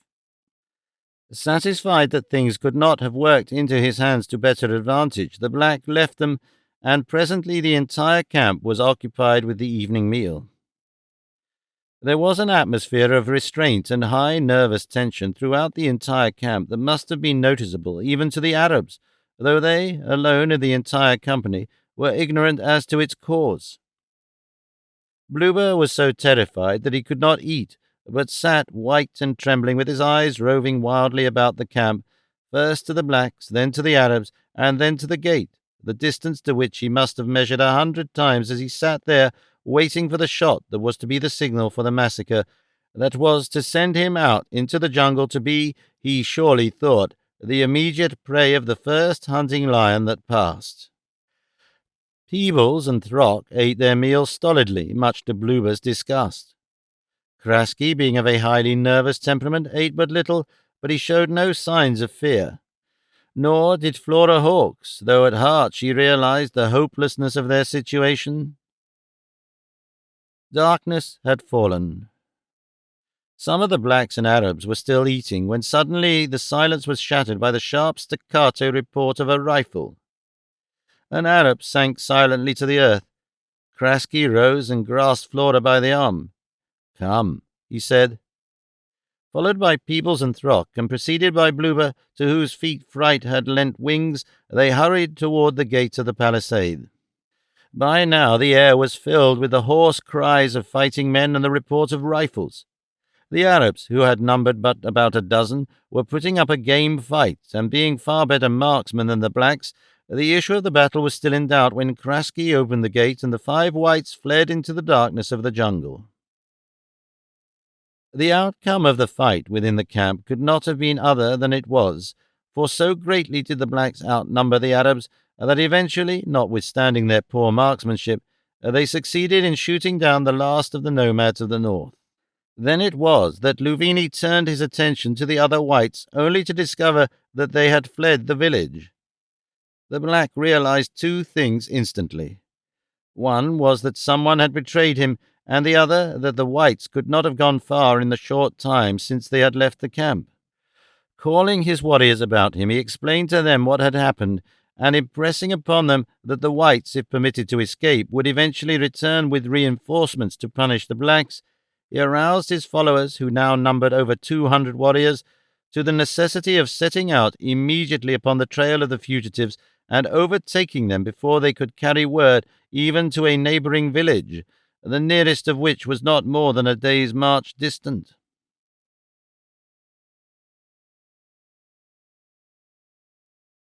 Chapter 16. The Diamond Hoard. As the primitive smoke bombs filled the throne room at the Tower of the Emperors with their suffocating fumes, the Gomangani clustered about Tarzan, begging him to save them, for they too had seen the massed Bolgani before every entrance, and the great body of them that awaited in the gardens and upon the terrace without. "Wait a minute," said Tarzan, "until the smoke is thick enough to hide our movements from the Bolgani, and then we will rush the windows overlooking the terrace, for they are nearer the east gate than any other exit, and thus some of us will have a better chance for escape." "I have a better plan," said the old man. "When the smoke conceals us, follow me. There is one exit that is unguarded, probably because they do not dream that we would use it. When I passed over the dais behind the throne, I took occasion to note that there were no Bolgani guarding it." "Where does it lead?" asked Tarzan. "Into the basement of the Tower of Diamonds, the tower in which I discovered you. That portion of the palace is nearest to the east gate, and if we can reach it before they suspect our purpose, there will be little doubt that we can reach the forest at least." "Splendid!" ejaculated the ape-man. "It will not be long now before the smoke hides us from the Bolgani." In fact, it was so thick by this time that the occupants of the throne room were finding difficulty in breathing. Many of them were coughing and choking, and the eyes of all were watering from the effects of the acrid smoke. And yet they were not entirely hidden from the observation of the watchers all about them.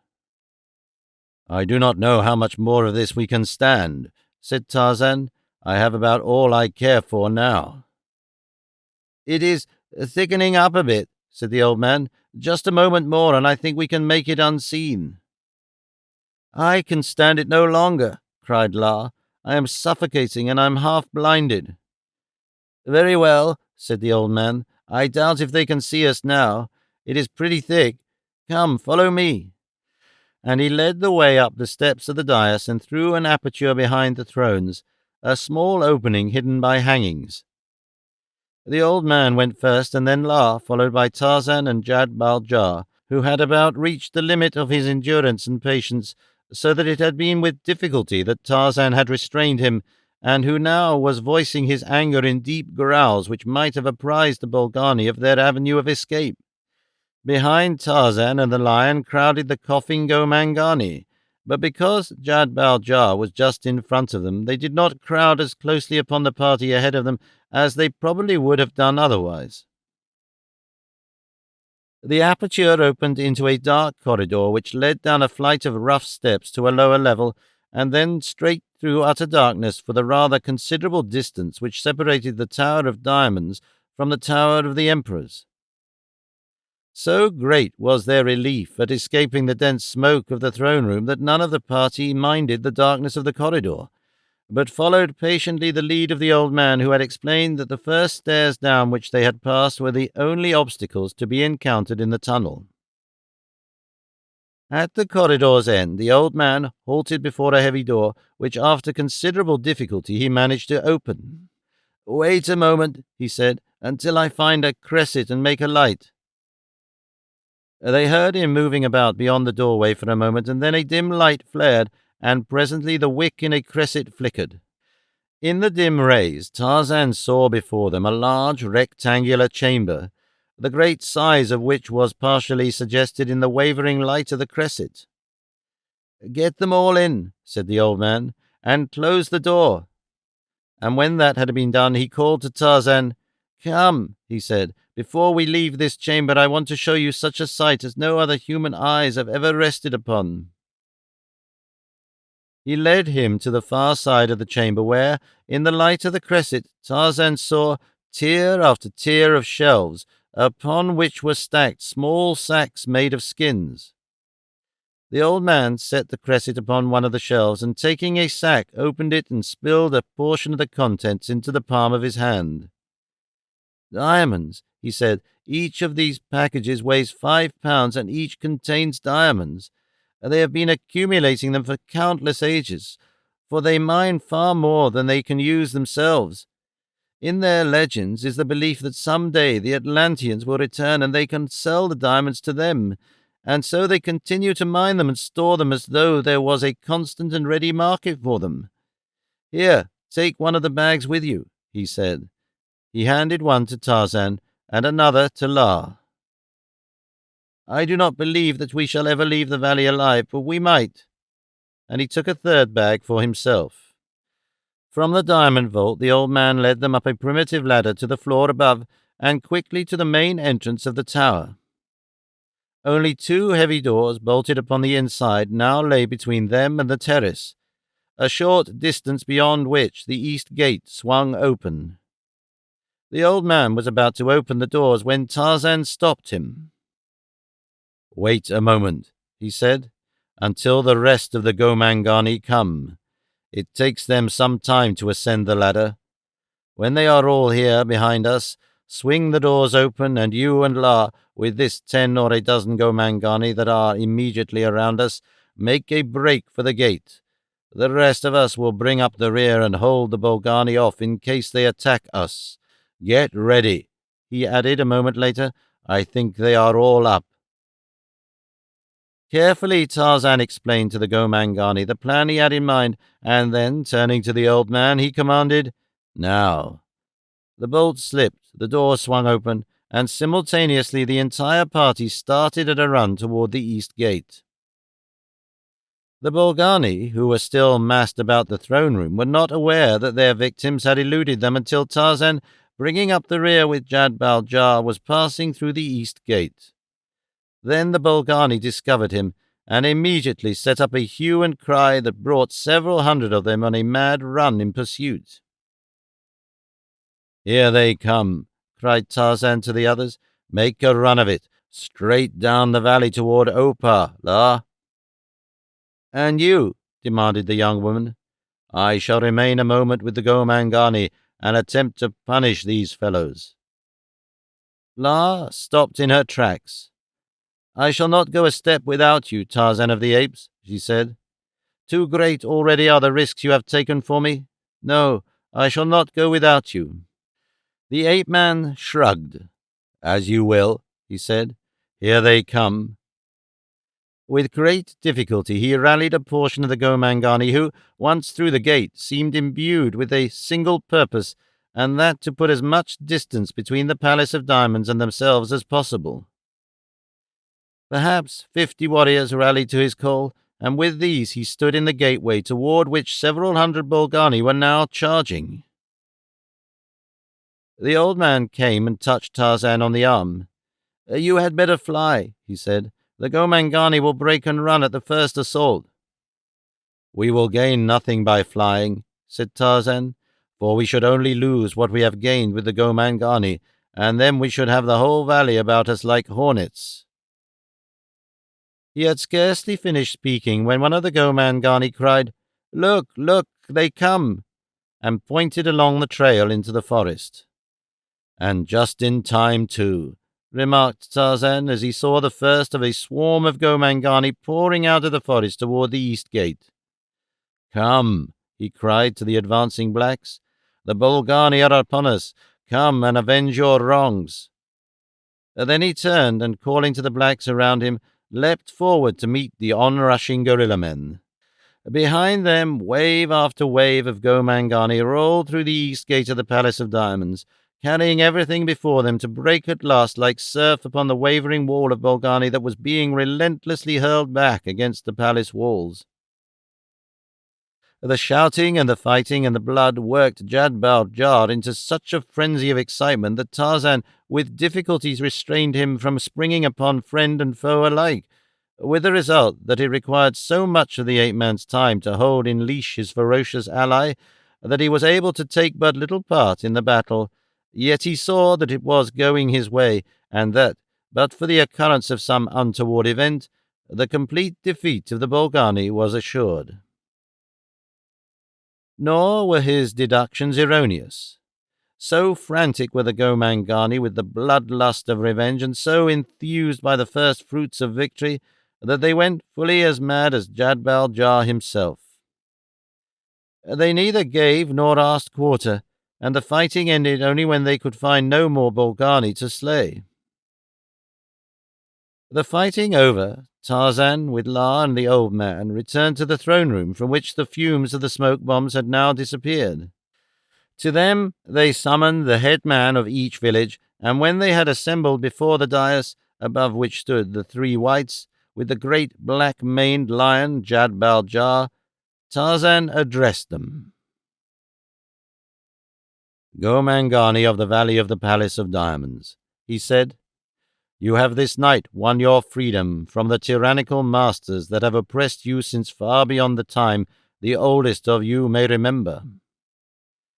For so many countless ages have you been oppressed that there has never developed among you a leader capable of ruling you wisely and justly. Therefore you must select a ruler from another race than your own." You, cried voice after voice as the head men clamored to make Tarzan of the Apes their king. "No," cried the ape man, holding up his hand for silence, "but there is one here who has lived among you, and who knows your habits and your customs, your hopes and your needs better than any other. If he will stay with you and rule you, he will, I am sure, make you a good king." And Tarzan pointed to the old man. The old man looked at Tarzan in bewilderment. "But I want to go away from here," he said. "I want to get back into the world of civilization from which I have been buried all these years." "You do not know what you are talking about," replied the ape-man. "You have been gone very long. You will find no friends left back there from whence you came. You will find deceit and hypocrisy and greed and avarice and cruelty. You will find that no one will be interested in you and that you will be interested in no one there. I, Tarzan of the Apes, have left my jungle and gone to the cities built by men, but always I have been disgusted and been glad to return to my jungle, to the noble beasts that are honest in their loves and in their hates, to the freedom and genuineness of nature. If you return, you will be disappointed, and you will realize that you have thrown away an opportunity of accomplishing a work well worth your while. These poor creatures need you. I cannot remain to guide them out of darkness, but you may, and you may so mold them that they will be an industrious, virtuous, and kindly people, not untrained, however, in the arts of warfare, for when we have that which is good, there will always be those who are envious and who, if they are more powerful than we, will attempt to come and take what we have by force. Therefore you must train your people to protect their country and their rights, and to protect them they must have the ability and the knowledge to fight successfully, and the weapons wherewith to wage their wars." You speak the truth, Tarzan of the Apes, replied the old man. There is nothing for me in that other world, so if the Gomangani wish me to be their chief, I will remain here. The headmen, when he questioned them, assured Tarzan that if they could not have him for chief, they would be very glad to have the old man, whom they all knew, either by sight or reputation, as one who had never perpetrated any cruelties upon the Gomangani. The few surviving Bolgani who had taken refuge in various parts of the palace were sought out and brought to the throne room. Here they were given the option of remaining in the valley as slaves or leaving the country entirely. The Gomangani would have fallen upon them and slain them, but that their new king would not permit. "But where shall we go if we leave the valley of the Palace of Diamonds?" asked one of the Bolgani. "Beyond the city of Opar we know not what exists, and in Opar may we find only enemies." Tarzan sat, eyeing them quizzically and in silence. For a long time he did not speak, while several of the Gomangani headmen and others of the Bolgani made suggestions for the future of the guerrilla men. Finally, the ape-man arose and nodded toward the Bolgani. "There are about 100 of you," he said. "You are powerful creatures and should be ferocious fighters. Beside me sits La, the high priestess and queen of Opar. A wicked priest, usurping her power, has driven her from her throne, but tomorrow we march upon Opar with the bravest Gomangani of the Valley of the Palace of Diamonds, and there we punish Kaj, the high priest, who has proven a traitor to his queen, and La once more ascends the throne of Opar. But where the seeds of treason have once been broadcast, the plant may spring up at any time, and where least expected. It will be long, therefore, before La of Opar may have full confidence in the loyalty of her people, a fact which offers you an opportunity and a country. Accompany us, therefore, to Opar, and fight with us to replace La upon her throne, and then, when the fighting is over, remain there as La's bodyguard to protect her not only from enemies without, but from enemies within." The Bolgani discussed the matter for several minutes, and then one of them came to Tarzan. "We will do as you suggest," he said. "And you will be loyal to La?" asked the ape-man. "A Bolgani is never a traitor," replied the gorilla man. "Good," exclaimed Tarzan. "And you, La, are you satisfied with this arrangement?" "I accept them in my service," replied she. Early the next morning, Tarzan and La set out with 3,000 Gomangani and 100 Bolgani to punish the traitorous Kaj. There was little or no attempt at strategy or deception. They simply marched down through the valley of the Palace of Diamonds, descended the rocky ravine into the valley of Opar, and made straight for the rear of the Palace of La. A little grey monkey, sitting among the vines and creepers upon the top of the temple walls, saw them coming. He cocked his head first upon one side and then upon the other, and then became so interested and excited that for a moment he forgot to scratch his belly, an occupation he had been assiduously pursuing for some time. The closer the column approached, the more excited became Manu the monkey, and when he realized vaguely the great numbers of the Gomangani, he was fairly beside himself. But the last straw that sent him scampering madly back to the Palace of Opar was the sight of the Bolgani, the ogres of his little world. Kaj was in the courtyard of the inner temple, where at sunrise he had performed a sacrifice to the flaming god. With Kaj were a number of the lesser priests and O.R. and her priestesses. That there was dissension among them was evident by the scowling faces fully as much as by the words which O.R. directed at Kaj. "Once again you have gone too far, Kaj," she cried bitterly. "Only may the high priestess of the flaming god perform the act of sacrifice. Yet again and again do you persist in defiling the sacred knife with your unworthy hand." "Silence, woman," growled the high priest. "I am Kaj, king of Opar, high priest of the flaming god. You are what you are only because of the favor of Kaj. Try not my patience too far, or you shall indeed know the feel of the sacred knife." There could be no mistaking the sinister menace in his words. Several of those about him could ill conceal the shocked surprise they felt at his sacrilegious attitude toward their high priestess. However little they thought of Oa, the fact remained that she had been elevated to the highest place among them, and those that believed that La was dead, as Karsh had taken great pains to lead them all to believe, gave in full to Oa the reverence which her high office entitled her to. "Have a care, Karsh," warned one of the older priests. "There is a limit beyond which not even you may pass." "You dare to threaten me?" cried Karsh, the maniacal fury of fanaticism gleaming in his eyes. "You dare threaten me, Karsh, the high priest of the flaming god?" And as he spoke, he leapt toward the offending man, the sacrificial knife raised menacingly above his head, and just at that moment a little grey monkey came chattering and screaming through an embrasure in the wall overlooking the court of the temple. "The Bulgani! The Bulgani!" he shrieked. "They come! They come!"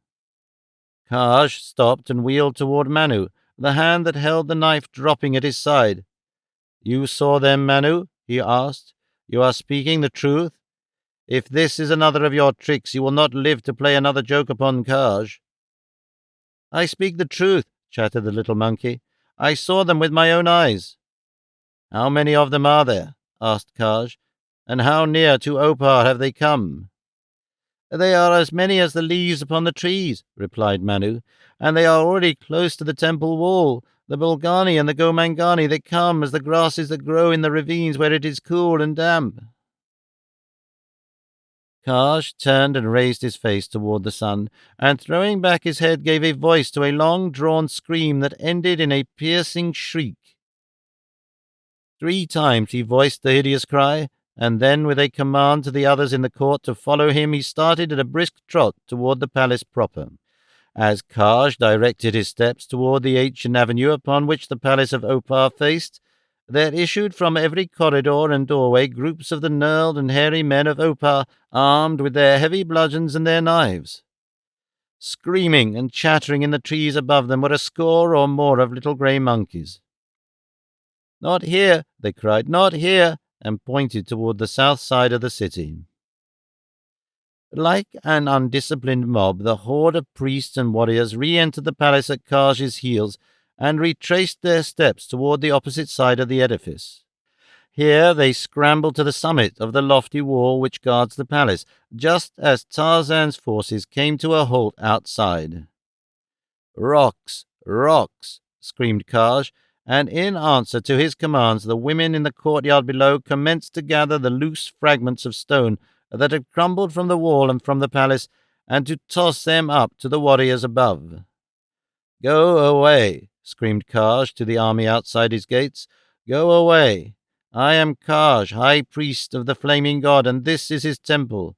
Defile not the temple of the flaming god, or you shall know his wrath." Tarzan stepped forward a little ahead of the others, and raised his hand for silence. "La, your high priestess and your queen is here," he cried to the Oparians upon the wall. "Karsh is a traitor and an impostor. Open your gates and receive your queen. Give up the traitors to justice, and no harm will befall you. But refuse La entry to her city, and we shall take by force and with bloodshed that which belongs to La rightfully." As he ceased speaking, La stepped to his side that all her people might see her, and immediately there were scattering cries for La and a voice or two raised against Karsh. Evidently realizing that it would not take much to turn the scale against him, Karsh shrieked to his men to attack, and simultaneously launched a stone at Tarzan. Only the wondrous agility that he possessed saved the ape-man, and the missile passed by and, striking a Gomangani over the heart, felled him. Instantly a shower of missiles fell upon them, and then Tarzan called to his followers to charge. Roaring and growling, the Bulgani and the Gomangani leapt forward to the attack. Cat-like, they ran up the rough wall in the face of the menacing bludgeons above. Tarzan, who had chosen Kaj as his objective, was among the first to reach the summit. A hairy, crooked warrior struck at him with a bludgeon, and hanging to the summit of the wall with one hand, Tarzan caught the weapon in the other and wrested it from his assailant. At the same time, he saw Kaj turn and disappear into the courtyard beyond. Then Tarzan drew himself to the top, where he was immediately engaged by two other warriors of Opar. With the weapon he had wrested from their fellow, he knocked them to right and left, so great an advantage his great height and strength gave him over them, and then, remembering only that Kaj, who was the ringleader of the revolt against La, must not be permitted to escape, Tarzan leapt to the pavement below just as the high priest disappeared through an archway at the opposite end of the courtyard. Some of the priests and priestesses sought to impede his progress. Seizing one of the former by the ankles, he swung the body in circles about him, clearing his own pathway as he ran for the opposite end of the courtyard, and there he halted and wheeled, and putting all the strength of his great muscles into the effort, he swung the body of the priest once more and hurled it back into the faces of his pursuers.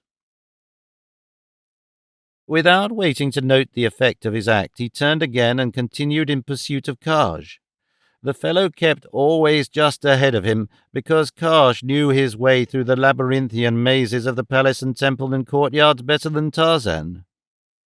That the trail was leading toward the inner courts of the temple, Tarzan was convinced. There, Kaj would find easy ingress to the pits beneath the palace, and a hiding place from which it would be difficult to dislodge him, so numerous and winding were the dark subterranean tunnels. And so Tarzan put forth every effort to reach the sacrificial court in time to prevent Kaj from gaining the comparative safety of the underground passages. But as he finally leapt through the doorway into the court, a noose, cunningly laid, closed about one of his ankles, and he was hurled heavily to the ground. Almost instantly a number of the crooked little men of Opar leapt upon him, where he lay, half-stunned by the fall, and before he had fully regained his faculties, they had trussed him securely. Only about half-conscious, he felt them raise him from the ground and carry him, and presently he was deposited upon a cold stone surface. Then it was that full consciousness returned to him, and he realized that he lay outstretched once more upon the sacrificial altar of the inner court of the Temple of the Flaming God, and above him stood Kaj, the high priest, his cruel face contorted in a grimace of hate and the anticipation of revenge long deferred. "At last," gloated the creature of hate, "this time, Tarzan of the Apes, you shall know the fury not of the Flaming God, but of Kaj the man, nor shall there be any wait nor any interference." He swung the sacrificial knife high above his head. Beyond the point of the knife, Tarzan of the Apes saw the summit of the courtyard wall, and just surmounting it, the head and shoulders of a mighty, black-maned lion. "Jadbal-Jah," he cried. "Kill! Kill!" Kaj hesitated, his knife poised on high. He saw the direction of the ape-man's eyes and followed them, and in that instant the golden lion leapt to the pavement, and with two mighty bounds was upon the high priest of Opar. The knife clattered to the floor, and the great jaws closed upon the horrid face. The lesser priests, who had seized Tarzan, and who had remained to witness his death at the hands of Kaj, had fled, screaming, from the court the instant that the golden lion had leapt upon their master, and now Tarzan and Jadbal-Jah and the corpse of Kaj were the sole occupants of the sacrificial courtyard of the temple. "Come, Jadbal-Jah," commanded Tarzan. "Let no one harm Tarzan of the Apes." An hour later, the victorious forces of La were overrunning the ancient palace and temples of Opar. The priests and warriors who had not been killed had quickly surrendered and acknowledged La as their queen and high priestess, and now, at La's command, the city was being searched for Tarzan and Kaj. It was thus that La herself, leading a searching party, entered the sacrificial courtyard. The sight that met her eyes brought her to a sudden halt, for there, bound upon the altar, lay Tarzan of the Apes, and standing above him, his snarling face and gleaming eyes glaring directly at her, was Jad-Bal-Jar, the Golden Lion. "Tarzan!" shrieked La, taking a step toward the altar. "Kaj has had his way at last. God of my fathers, have pity on me. Tarzan is dead." "No," cried the ape-man, "far from dead. Come and release me. I am only bound, but had it not been for Jad-Bal-Jar, I had been dead beneath your sacrificial knife." "Thank God!" cried La, and started to approach the altar, but paused before the menacing attitude of the growling lion. "Down!" cried Tarzan. "Let her approach." And Jad-Bal-Jar lay down beside his master and stretched his whiskered chin across the ape-man's breast. La came then, and picking up the sacrificial knife, cut the bonds that held the Lord of the Jungle captive, and then she saw beyond the altar the corpse of Kaj. "Your worst enemy is dead," said Tarzan, "and for his death you may thank Jad-Bal-Jar, as I thank him for my life. You should rule now in peace and happiness, and in friendship with the people of the Valley of the Palace of Diamonds." That night, Tarzan and the Bolgani and the headmen of the Gomangani and the priests and priestesses of Opar sat in the great banquet hall of the Palace of Opar as the guests of La, the Queen, and ate from the golden platters of the ancient Atlanteans, platters that had been fashioned on a continent that exists today only in the legends of antiquity. And the following morning Tarzan and Jad-Bal-Jar set forth upon their return journey to the land of the Waziri and home.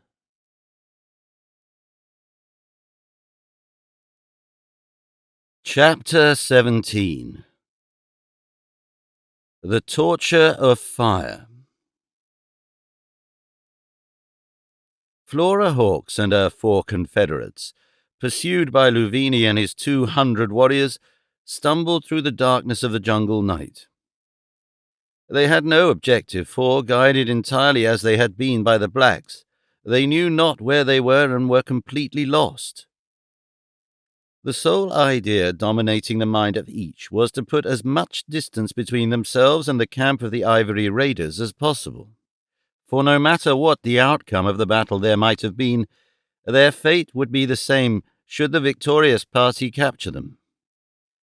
They had stumbled on for perhaps half an hour when, during a momentary rest, they heard plainly behind them the sound of pursuit, and again they plunged on in their aimless flight of terror.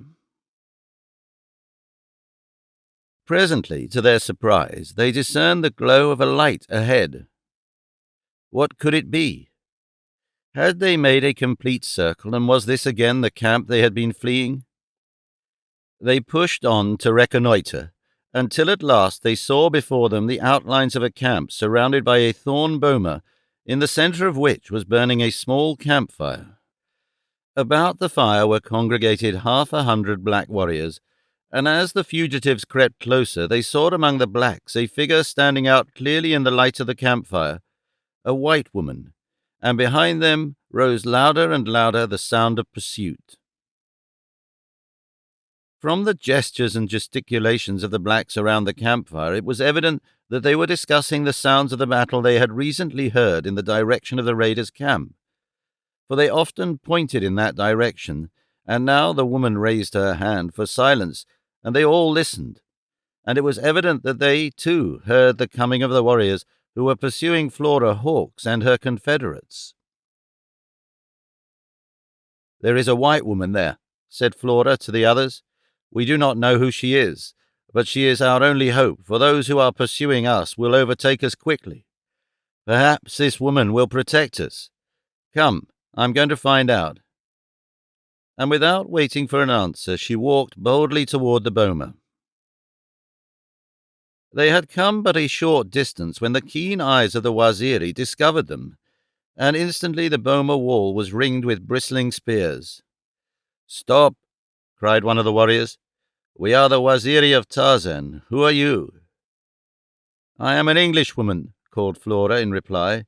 "I and my companions are lost in the jungle. We have been betrayed by our safari. Our head man is pursuing us now with warriors. There are but 5 of us, and we ask your protection." "Let them come," said Jane to the Waziri. As Flora Hawkes and the 4 men entered the boma beneath the scrutiny of Jane Clayton and the Waziri, another pair of eyes watched from the foliage of the great tree that overhung the camp upon the opposite side. Grey eyes to which a strange light came as they recognized the girl and her companions.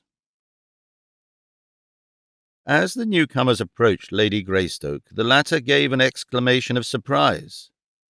"Flora!" she exclaimed in astonishment. "Flora Hawkes, what in the world are you doing here?" The girl, startled too, came to a full stop. "Lady Greystoke!" she ejaculated. "I do not understand," continued Lady Greystoke. "I did not know that you were in Africa." For a moment the glib Flora was overcome by consternation, but presently her native wit came to her assistance. "I am here with Mr. Bloober and his friends," she said, "who came to make scientific researches and brought me along because I had been to Africa with you and Lord Greystoke, and knew something of the manners and customs of the country. And now our boys have turned against us, and unless you can help us, we are lost." "Are they West Coast boys?" asked Jane. "Yes," replied Flora. "I think my Waziri can handle them. How many of them are there?" "About 200, said Krasky. Lady Greystoke shook her head. "Oh, the odds are pretty heavy," she commented, and then she called to Ursula, who was in charge. "There are 200 West Coast boys coming after these people," she said. "We shall have to fight to defend them." "We are Waziri," replied Ursula simply, and a moment later the van of Luvini's forces broke into view at the outer rim of the campfire's reach.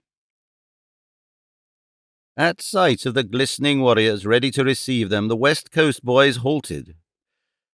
Luvini, taking in the inferior numbers of the enemy at a glance, stepped forward a few paces ahead of his men and commenced to shout taunts and insults, demanding the return of the whites to him. He accompanied his words with fantastic and grotesque steps, at the same time waving his rifle and shaking his fist. Presently his followers took up the refrain until the whole band of 200 was shrieking and yelling and threatening, the while they leapt up and down as they worked themselves into a frenzy of excitement that would impart to them the courage necessary for the initiating of a charge.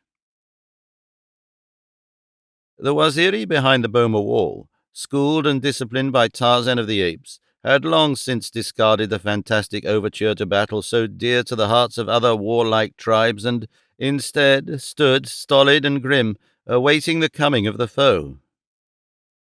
"They have a number of rifles," commented Lady Greystoke. "That looks rather bad for us." "There are not over half a dozen who can hit anything with their rifles," said Krasky. "Your men are all armed. Take your places among my Waziri. Warn your men to go away and leave us alone. Do not fire until they attack, but at the first overt act, commence firing, and keep it up. There is nothing that so discourages a West Coast black as the rifle fire of white men. Flora and I will remain at the back of the camp, near that large tree." She spoke authoritatively, as one who is accustomed to command and knows whereof she speaks. The men obeyed her, even Bloober, though he trembled pitiably as he moved forward to take his place in the front ranks among the Waziri. Their movements in the light of the campfire were all plainly discernible to Luvini, and also to that other who watched from the foliage of the tree beneath which Jane Clayton and Flora Hawkes took refuge. Luvini had not come to fight. He had come to capture Flora Hawkes. He turned to his men. "There are only 50 of them," he said. "We can kill them easily, but we did not come to make war. We came to get the white girl back again.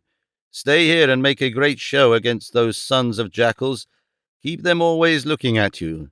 Advance a little, then fall back again, and while you are thus keeping their attention attracted in this direction, I will take 50 men and go to the rear of their camp and get the white girl.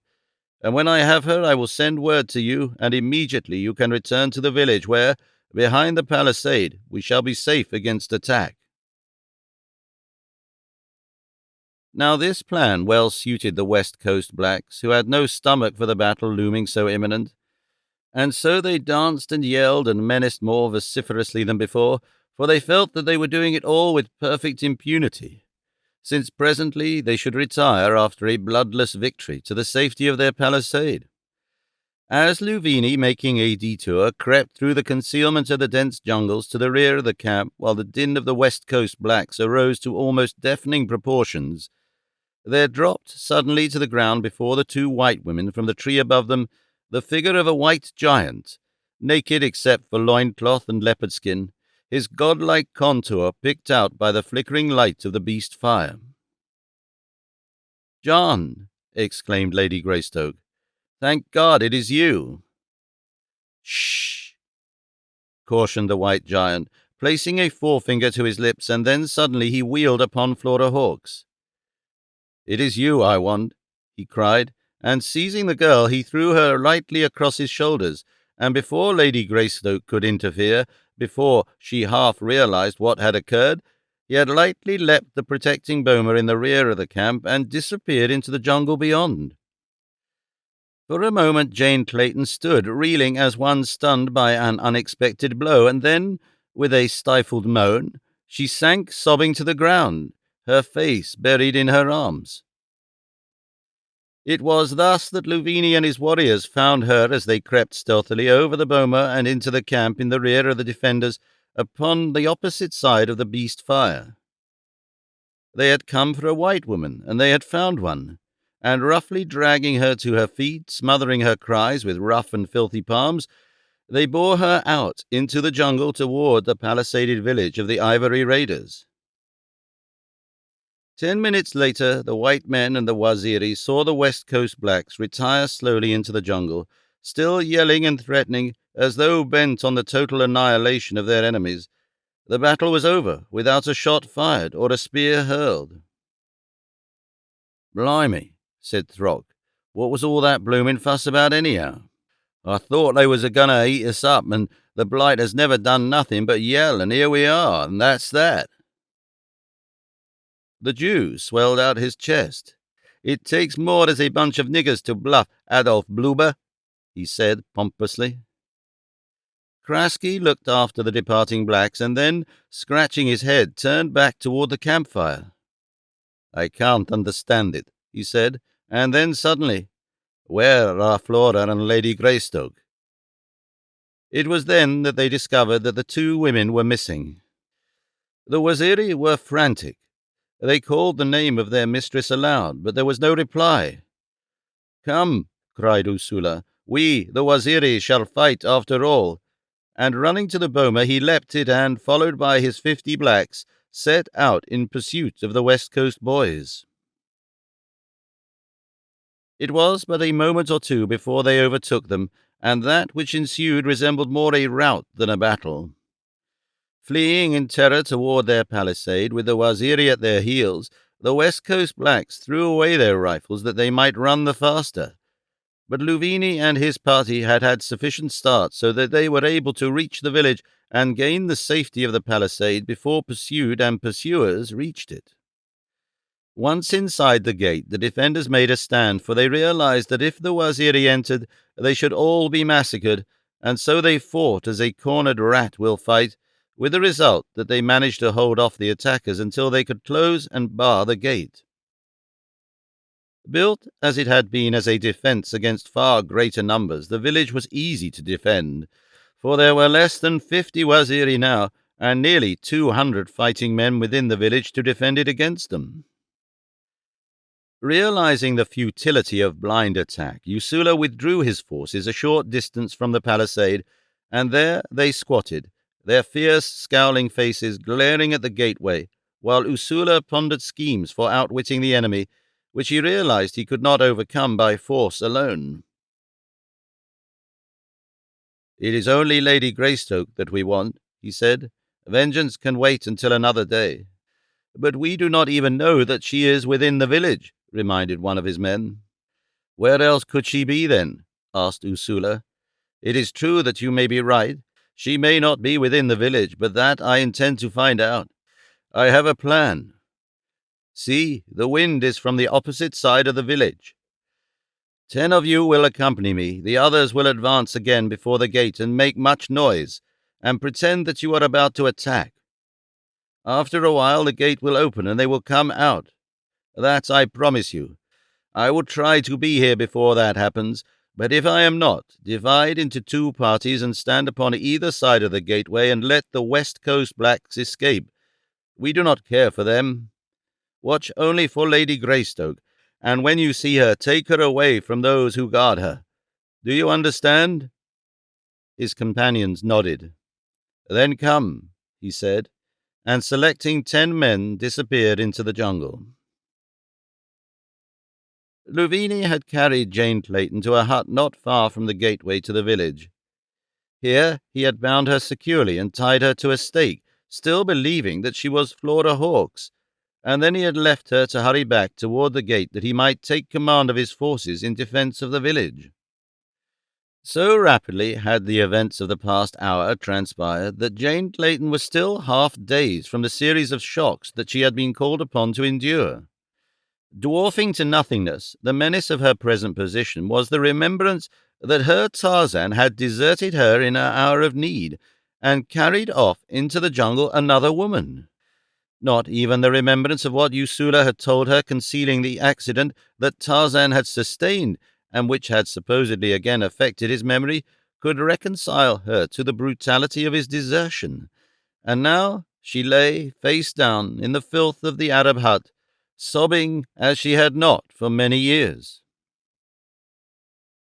As she lay there torn by grief, Ursula and his 10 crept stealthily and silently around the outside of the palisade to the rear of the village. Here they found great quantities of dead brush left from the clearing which the Arabs had made when constructing their village. This they brought and piled along the palisade, close against it, until nearly 3/4 of the palisade upon that side of the village was banked high with it.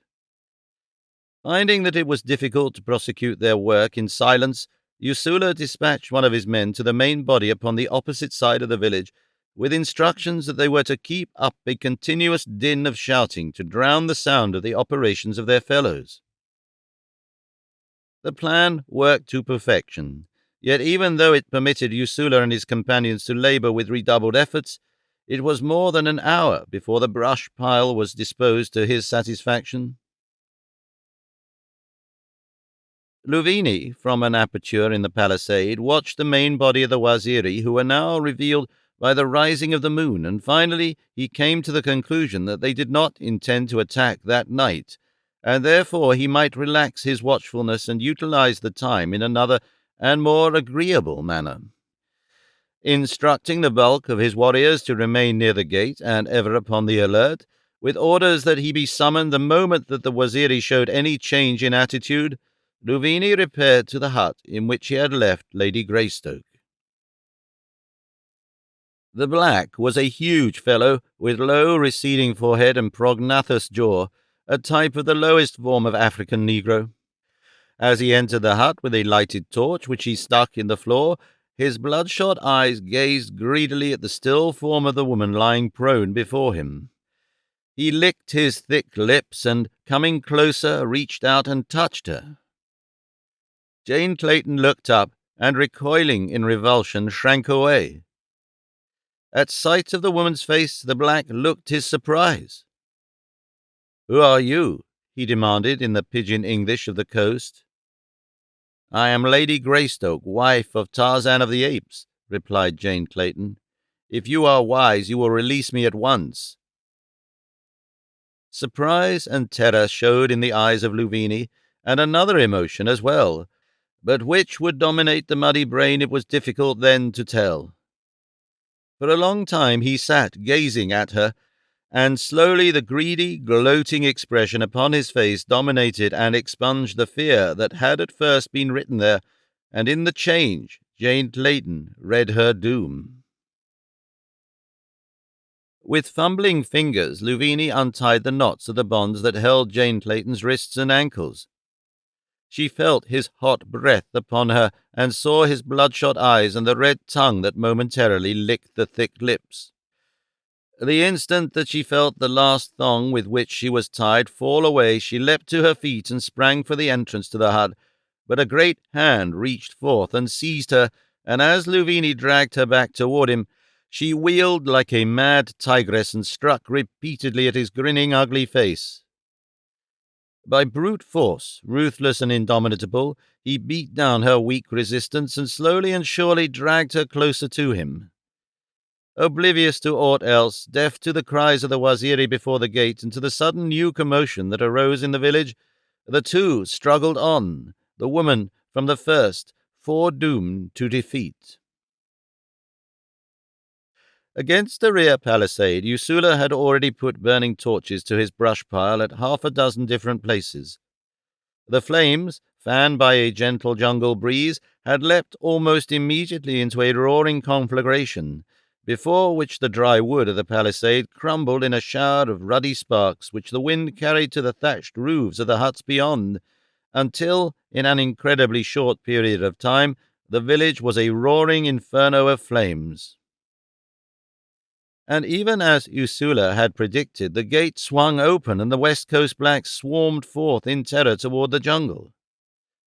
Upon either side of the gateway the Waziri stood, looking for their mistress, but though they waited and watched in silence until no more came from the gateway of the village, and until the interior of the palisade was a seething hell of fire, they saw nothing of her. Long after they were convinced that no human being could remain alive in the village, they still waited and hoped. But at last Usula gave up the useless vigil.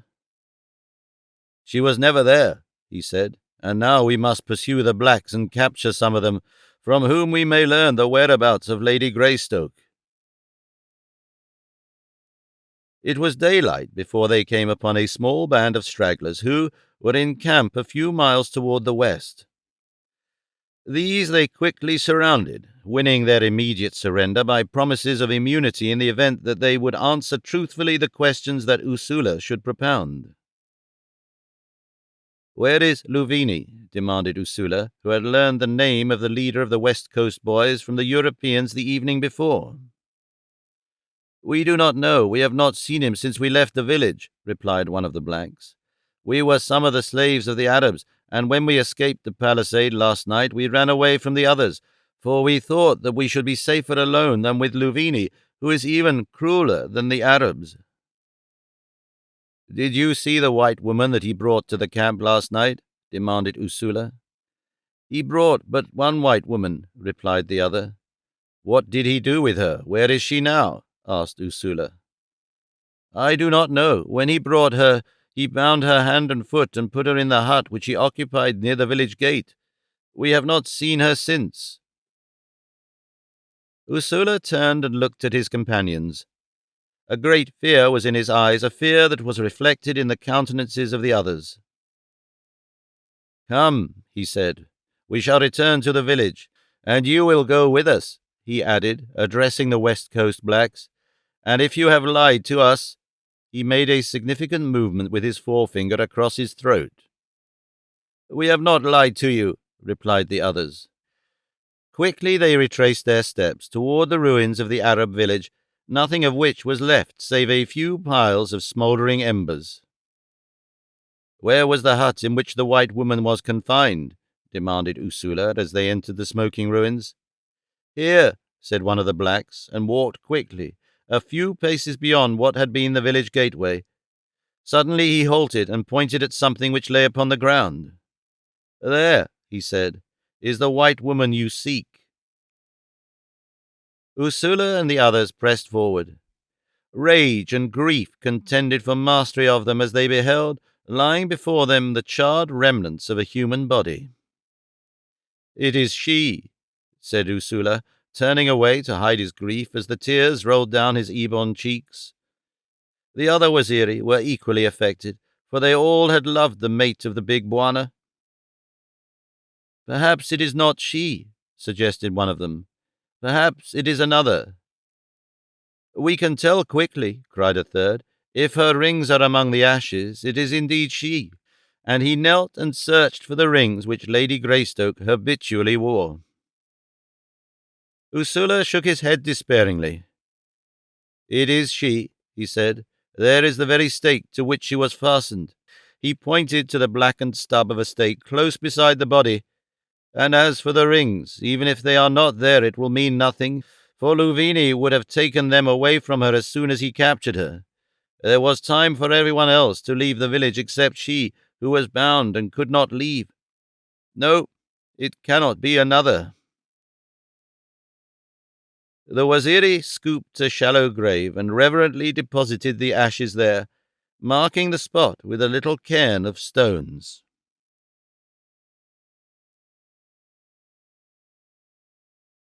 Chapter 18. The Spoor of Revenge. As Tarzan of the Apes, adapting his speed to that of Jad Baljar, made his comparatively slow way toward home, he reviewed with varying emotions the experience of the past week. While he had been unsuccessful in raiding the treasure vaults of Opar, the sack of diamonds which he carried compensated several-fold for this miscarriage of his plans. His only concern now was for the safety of his Waziri and perhaps a troublesome desire to seek out the whites who had drugged him and mete out to them the punishment they deserved. In view, however, of his greater desire to return home, he decided to make no effort at apprehending them for the time being, at least. Hunting together, feeding together, and sleeping together, the man and the great lion trod the savage jungle trails toward home. Yesterday they shared the meat of Bara the deer. Today they feasted upon the carcass of Horta the boar, and between them there was little chance that either would go hungry. They had come within a day's march of the bungalow when Tarzan discovered the spoor of a considerable body of warriors. As some men devour the latest stock market quotations as though their very existence depended upon an accurate knowledge of them, so Tarzan of the Apes devoured every scrap of information that the jungle held for him, for, in truth, an accurate knowledge of all that this information could impart to him had been during his lifetime a sine qua non to his existence. So now he carefully examined the spoor that lay before him, several days old though it was, and partially obliterated by the passage of beasts since it had been made, but yet legible enough to the keen eyes and nostrils of the ape-man. His partial indifference suddenly gave way to keen interest, for among the footprints of the great warriors he saw now and again the smaller one of a white woman, a loved footprint that he knew as well as you know your mother's face. "The Waziri returned and told her that I was missing," he soliloquized, "and now she has set out with them to search for me." He turned to the lion. "Well, Jad Baljar, once again we turn away from home, but no, where she is home." The direction that the trail led rather mystified Tarzan of the Apes, as it was not along the direct route toward Opar, but in a rather more southerly direction. On the 6th day his keen ears caught the sound of approaching men, and presently there was wafted to his nostrils the spoor of blacks. Sending Jad Baljar into a thicket to hide, Tarzan took to the trees and moved rapidly in the direction of the approaching Negroes. As the distance between them lessened, the scent became stronger until, even before he saw them, Tarzan knew that they were Waziri, but the one effluvium that would have filled his soul with happiness was lacking. It was a surprise to Ursula, who, at the head of the sad and dejected Waziri, came at the turning of the trail suddenly face to face with his master. "Tarzan of the Apes," cried Ursula, "is it indeed you?" "It is none other," replied the ape-man. "But where is Lady Greystoke?" "Oh, master, how can we tell you?" cried Ursula. "You do not mean," cried Tarzan. "It cannot be. Nothing could happen to her while she was guarded by my Waziri." The warriors hung their heads in shame and sorrow. We offer our lives for hers, said Ursula simply. He threw down his spear and shield, and stretching his arms wide apart, bared his great breast to Tarzan. Strike, Bwana, he said. The ape-man turned away with bowed head. Presently he looked at Ursula again. Tell me how it happened, he said, and forget your foolish speech, as I have forgotten the suggestion which prompted it. Briefly, Ursula narrated the events which had led up to the death of Jane, and when he was done, Tarzan of the Apes spoke but 3 words, voicing a question which was typical of him. Where is Luvini? He asked. Ah, that we do not know, replied Ursula. But I shall know, said Tarzan of the Apes. Go upon your way, my children, back to your huts and your women and your children, and when next you see Tarzan of the Apes, you will know that Luvini is dead. They begged permission to accompany him, but he would not listen to them. You are needed at home at this time of year, he said. Already have you been gone too long from the herds and fields. Return then and carry word to Korak, but tell him that it is my wish that he, too, remains at home. If I fail, then may he come and take up my unfinished work if he wishes to do so. As he ceased speaking, he turned back in the direction from which he had come and whistled once a single, low, long-drawn note, and a moment later Jad Baljar, the golden lion, bounded into view along the jungle trail. The golden lion, cried Ursula. When he escaped from Kiwazi, it was to search for his beloved Bwana. Tarzan nodded. He followed many marches to a strange country until he found me, he said, and then he bid the Waziri goodbye and bent his steps once more away from home in search of Luvini and revenge. John Peebles, wedged in the crotch of a large tree, greeted the coming dawn with weary eyes. Near him was Dick Throck, similarly braced in another crotch, while Krasky, more intelligent and therefore possessing more inventive genius, had rigged a small platform of branches across 2 parallel boughs, upon which he lay in comparative comfort. 10 feet above him, Bloober swung, half exhausted and wholly terrified, to a smaller branch, supported in something that approximated safety by a fork of the branch to which he clung. Good, groaned Peebles.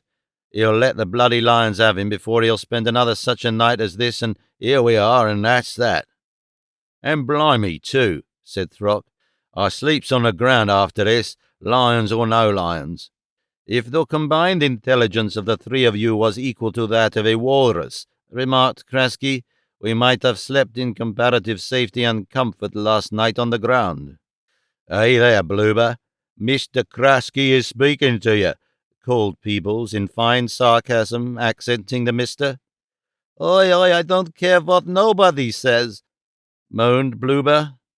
He wants us to build a house for him every night, continued Peebles, while he stands about and tells us bloomin' well how to do it, and him being a fine gentleman don't do no work. Why should I do any work with my hands when you 2 big beasts haven't got anything else to work with? Asked Krasky. You would have all starved by this time if I hadn't found food for you, and you'll be the lion meat in the end or die of exhaustion if you don't listen to me. Not that it would be much loss. The others paid no attention to his last sally. As a matter of fact, they had all been quarrelling so much for such a long time that they really paid little attention to one another. With the exception of Peebles and Throck, they all hated one another cordially, and only clung together because they were afraid to separate. Slowly, Peebles lowered his bulk to the ground. Throck followed him, and then came Krasky, and then, finally, Bloober, who stood for a moment in silence, looking down at his disreputable clothing. Mein Gott, he exclaimed at last. Look at me, this suit, what it cost me 20 guineas. Look at it, ruined, it wouldn't bring 1 penny in the pound. The hell with your clothes, exclaimed Krasky. Here we are, lost, half-starved, constantly menaced by wild animals, and maybe, for all we know, by cannibals. with Flora missing in the jungle, and you can stand there and talk about your 20-guinea suit. You make me tired, Bloober. But come on, we might as well be moving." "Which way?" asked Throck. "Why, to the west, of course," replied Krasky. "The coast is there. There is nothing else for us to do but try to reach it." "We can't reach it by going east," roared Peebles. "And here we are, and that's that." "Who said we could?" demanded Krasky. "Well, we was travelling east all day yesterday," said Peebles. "I knew all the time that there was something wrong, and I just got it figured out." Throck looked at his partner in stupid surprise. "What do you mean?" he growled. "What makes you think we was travelling east?" "It's easy enough," replied Peebles, "and I can prove it to you. Because this party here knows so much more than the rest of us, we've been travelling straight toward the interior ever since the niggers deserted us." He nodded toward the Russian, who stood with his hands on his hips, eyeing the other quizzically. "If you think I am taking you in the wrong direction, Peebles," said Krasky, "you just turn around and go the other way, but I'm going to keep on the way we've been going, which is the right way." "It ain't the right way," retorted Peebles, "and I'll show you. Listen here. When you travel west, the sun is at your left side, isn't it? That is all during the middle of the day. Well, ever since we've been travelling without the niggers, the sun has been on our right. I thought all the time that there was something wrong, but I could never figure it out until just now. It's plain as the face on your nose. We've been travelling due east right along." "Blimey," cried Throck, "that we have, due east, and this blighter thinks as how he knows it all." "Oi!" groaned Bloober, "and we've got to walk it all back again yet once more?" Krasky laughed and turned away to resume the march in the direction he had chosen. "You fellows go on your way if you want to," he said. "And while you're traveling, just ponder the fact that you're south of the equator and that therefore the sun is always in the north, which, however, doesn't change its old-fashioned habit of setting in the west." Bloober was the first to grasp the truth of Krasky's statement. "Come on, boys," he said. "Karl was right." And he turned and followed the Russian. Peebles stood scratching his head, entirely baffled by the puzzling problem which Throck also was pondering deeply. Presently the latter turned after Bloober and Krasky. "Come on, John," he said to Peebles. "I don't understand it, but I guess they're right. They are heading right toward where the sun set last night, and that sure must be west." His theory tottering, Peebles followed Throck, though he remained unconvinced. The four men, hungry and footsore, had dragged their weary way along the jungle trail toward the west for several hours in vain search for game. Unschooled in jungle craft, they blundered on. There might have been on every hand fierce carnivore or savage warriors, but so dull are the perceptive faculties of civilized man, the most blatant foe might have stalked them unperceived. And so it was that shortly after noon, as they were crossing a small clearing, the zip of an arrow that barely missed Bloober's head brought them to a sudden, terrified halt. With a shrill scream of terror, the Jew crumpled to the ground. Krasky threw his rifle to his shoulder and fired.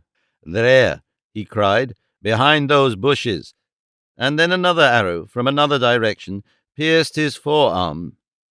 Peebles and Throck, beefy and cumbersome, got into action with less celerity than the Russian, but, like him, they showed no indication of fear.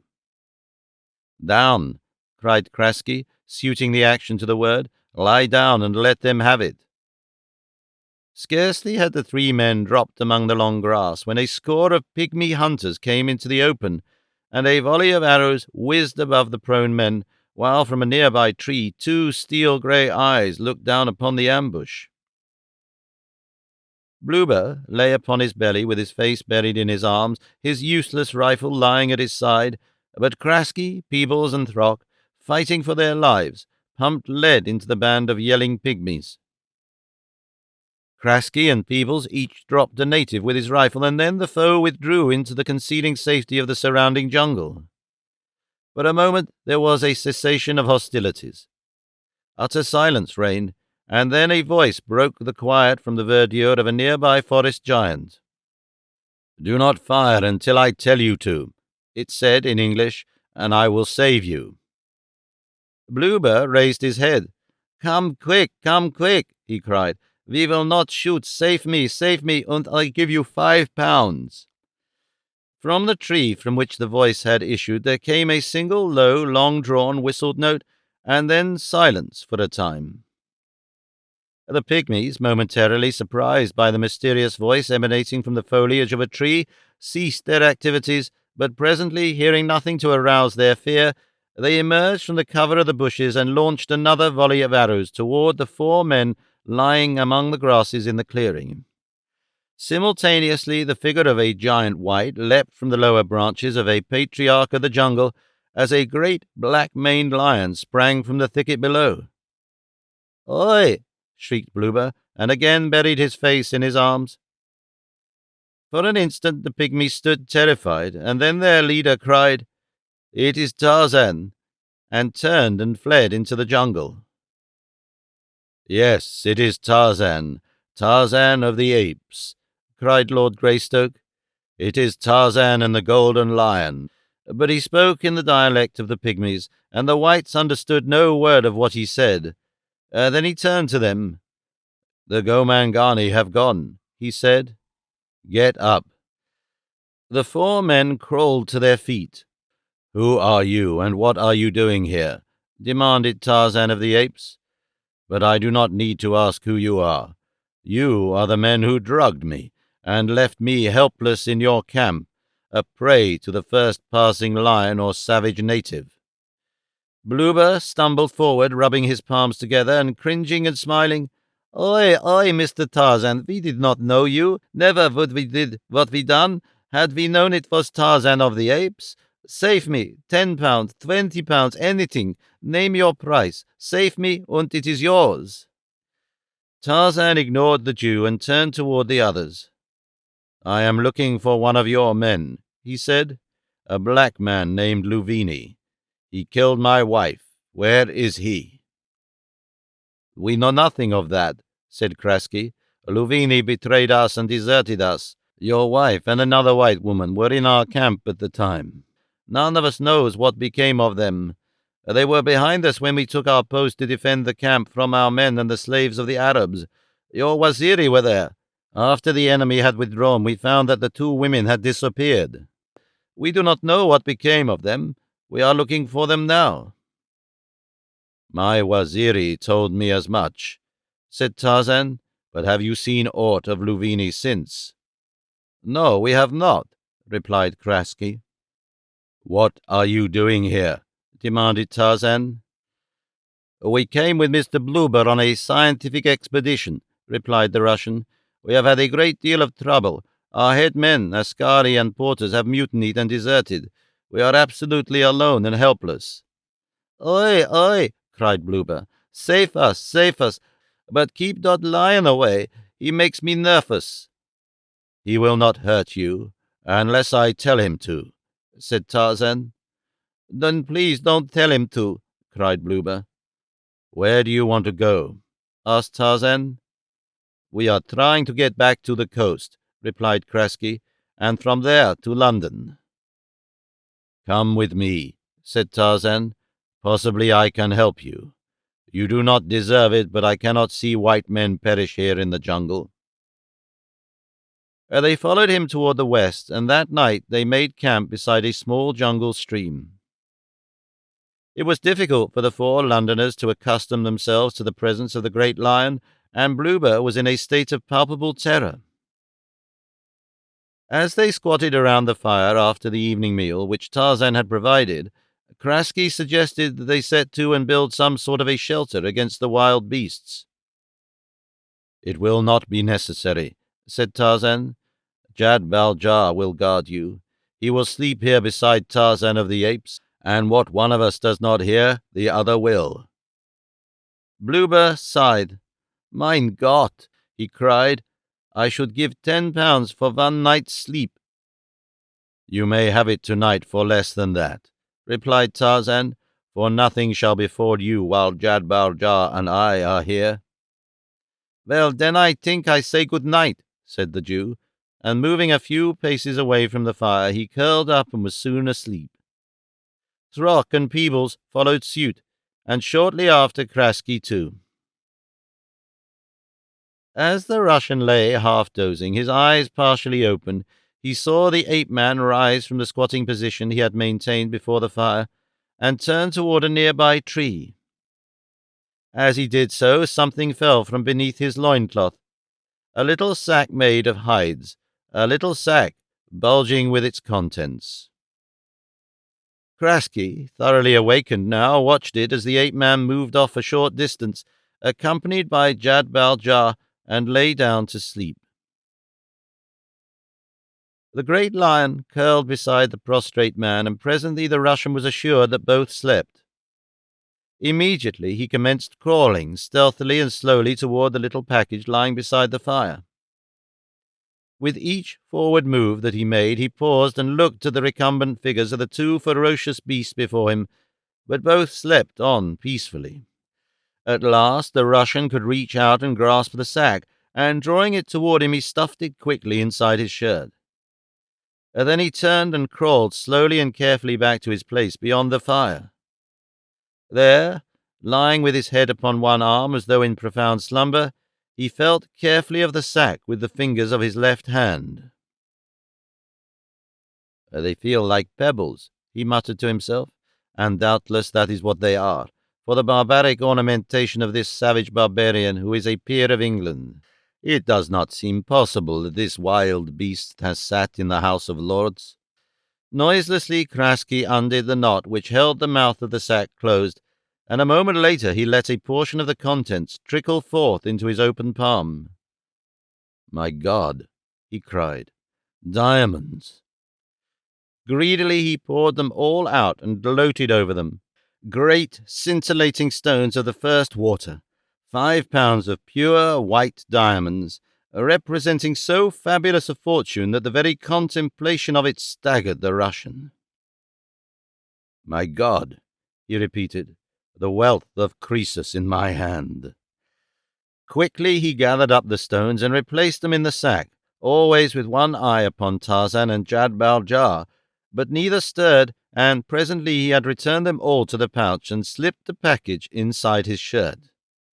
"Tomorrow," he muttered, "tomorrow. Would to God that I had the nerve to attempt it tonight."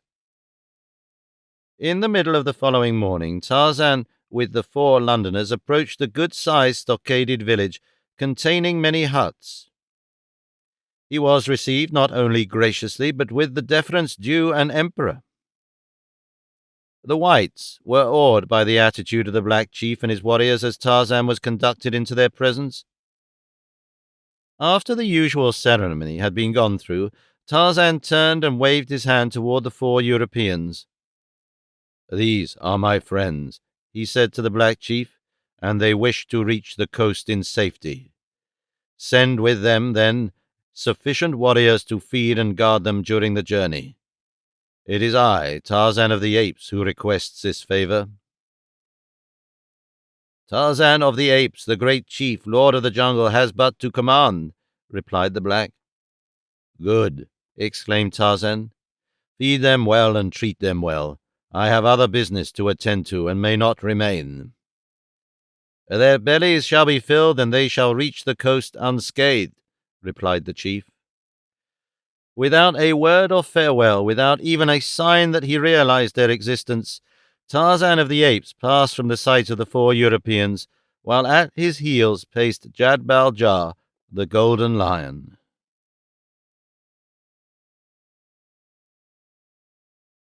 Chapter 19. A Barbed Shaft Kills.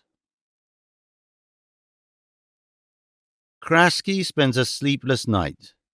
He could not help but realize that sooner or later Tarzan would discover the loss of his pouch of diamonds, and that he would return and demand an accounting of the 4 Londoners he had befriended. And so it was that as the first streak of dawn lighted the eastern horizon, The Russian arose from his pallet of dried grasses within the hut that had been assigned him and Bluber by the chief, and crept stealthily out into the village street. God, he muttered to himself, there is only one chance in 1,000 that I can reach the coast alone, but this, and he pressed his hand over the bag of diamonds that lay within his shirt, but this is worth every effort, even to the sacrifice of life, the fortune of 1,000 kings. My God, what I could not do with it in London, and Paris, and New York. Stealthily he slunk from the village, and presently the verdure of the jungle beyond closed about Karl Krasky the Russian, as he disappeared forever from the lives of his companions. Bluber was the first to discover the absence of Krasky, for, although there was no love between the two, they had been thrown together owing to the friendship of Peebles and Throck. "Have you seen Karl this morning?" he asked Peebles as the three men gathered round the pot containing the unsavoury stew that had been brought to them for their breakfast. "No," said Peebles. "He must be asleep yet." "He is not in the hut," replied Bluber. "He was not there when I woke up." "He can take care of himself," growled Throck, resuming his breakfast. "You'll likely find him with some of the ladies." And he grinned in appreciation of his little joke on Krasky's well-known weakness. They had finished their breakfast and were attempting to communicate with some of the warriors in an effort to learn when the chief proposed that they should set forth for the coast, and still Krasky had not made an appearance. By this time Bluber was considerably concerned, not at all for Krasky's safety, but for his own, since, if something could happen to Krasky in this friendly village in the still watches of the night, a similar fate might overtake him, and when he made this suggestion to the others it gave them food for thought too, so that there were three rather apprehensive men who sought an audience with the chief. By means of signs and pidgin English and distorted native dialect, a word or two of which each of the three understood, they managed to convey to the chief the information that Krasky had disappeared, and that they wanted to know what had become of him. The chief was, of course, as much puzzled as they, and immediately instituted a thorough search of the village, with the result that it was soon found that Krasky was not within the palisade, and shortly afterward footprints were discovered leading through the village gateway into the jungle. "Mein Gott!" exclaimed Bluber. "He went out there, and he went alone, in the middle of the night. He must have been crazy." "Good!" cried Throck. "What did he want to do that for?" "You ain't missed nothing, have you?" asked Peebles of the other two. "He might have stolen something." Oi, what have we got to steal?" cried Bluber. "Our guns, our ammunition, they are here beside us. He did not take them. Besides, does we have nothing of value except my 20-guinea suit." "But what did he do it for?" demanded Peebles. "He must have been a-walking in his blooming sleep," said Throck, and that was as near to an explanation of Krasky's mysterious disappearance as the three could reach. An hour later they set out toward the coast under the protection of a company of the chief's warriors. Krasky, his rifle slung over his shoulder, moved doggedly along the jungle trail, a heavy automatic pistol grasped in his right hand. His ears were constantly strained for the first intimation of pursuit, as well as for whatever other dangers might lurk before or upon either side. Alone in the mysterious jungle, he was experiencing a nightmare of terror, and with each mile that he travelled, the value of the diamonds became less and less by comparison with the frightful ordeal that he realized he must pass through before he could hope to reach the coast. Once, Hista, the snake, swinging from a low-hung branch across the trail, barred his way, and the man dared not fire at him for fear of attracting the attention of possible pursuers to his position. He was forced, therefore, to make a detour through the tangled mass of underbrush which grew closely upon either side of the narrow trail. When he reached it again, beyond the snake, his clothing was more torn and tattered than before, and his flesh was scratched and cut and bleeding from the innumerable thorns past which he had been compelled to force his way. He was soaked with perspiration and panting from exhaustion, and his clothing was filled with ants whose vicious attacks upon his flesh rendered him half mad with pain. Once again in the clear, he tore his clothing from him and sought frantically to rid himself of the torturing pests. So thick were the myriad ants upon his clothing that he dared not attempt to reclaim it. Only the sack of diamonds, his ammunition, and his weapons did he snatch from the ravening horde, whose numbers were rapidly increasing, apparently by millions, as they sought to again lay hold upon him and devour him.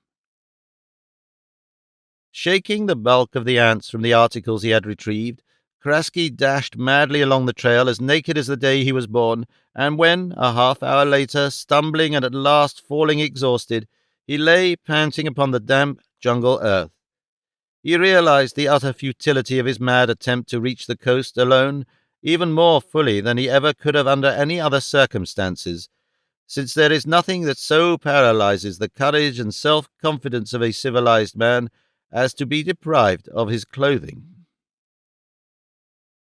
However scant the protection that might have been afforded by the torn and tattered garments he had discarded, he could not have felt more helpless had he lost his weapons and ammunition instead, for to such an extent are we the creatures of habit and environment.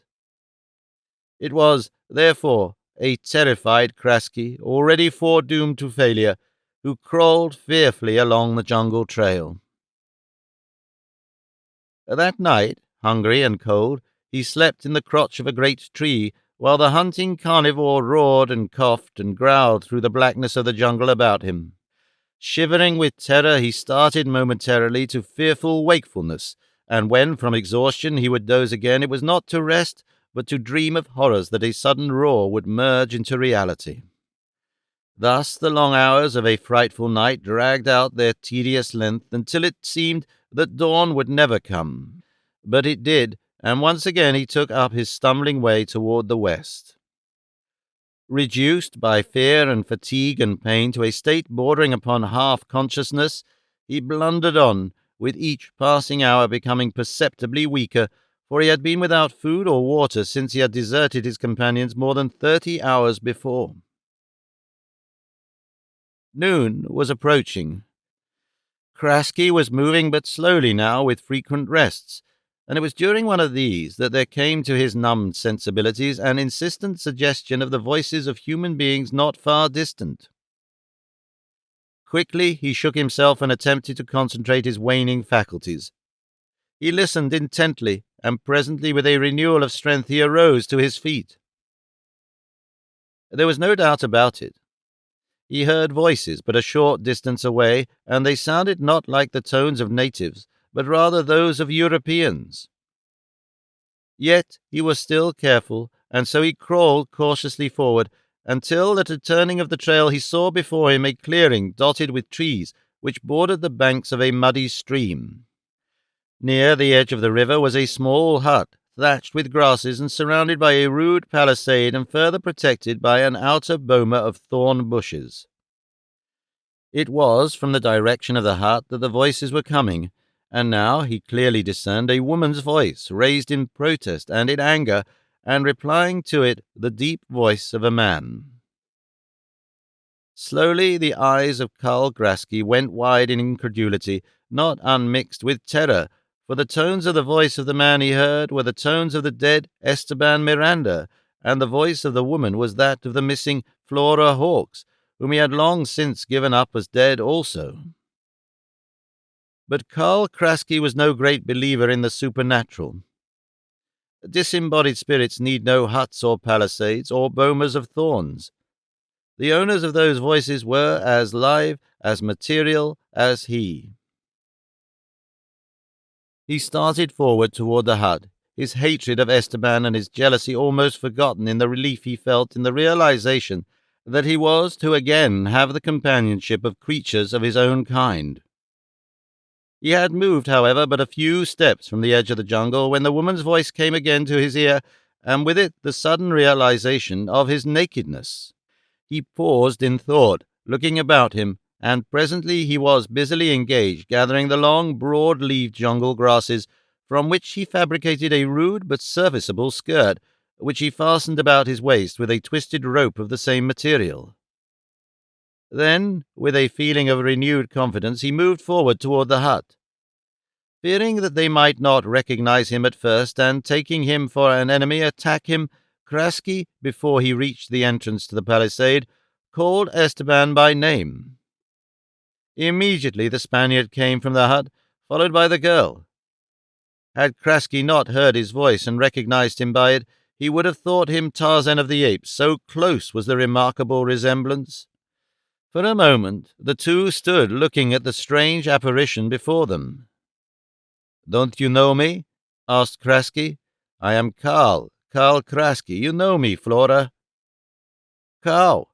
exclaimed the girl, and started to leap forward, but Esteban grasped her by the wrist and held her back. "What are you doing here, Kraski?" asked the Spaniard in a surly tone. "I am trying to make my way to the coast," replied the Russian. "I am nearly dead from starvation and exposure." "The way to the coast is there," said the Spaniard, and pointed down the trail toward the west. "Keep moving, Kraski. It is not healthy for you here." "You mean to say that you will send me on without food or water?" demanded the Russian. "There is water," said Esteban, pointing at the river, "and the jungle is full of food for one with sufficient courage and intelligence to gather it." "You cannot send him away," cried the girl. "I did not think it possible that even you could be so cruel." And then, turning to the Russian, "Oh, Karl," she cried, "do not go. Save me from this beast." "Then stand aside," cried Kraski. As the girl wrenched herself free from the grasp of Miranda, the Russian leveled his automatic and fired point blank at the Spaniard.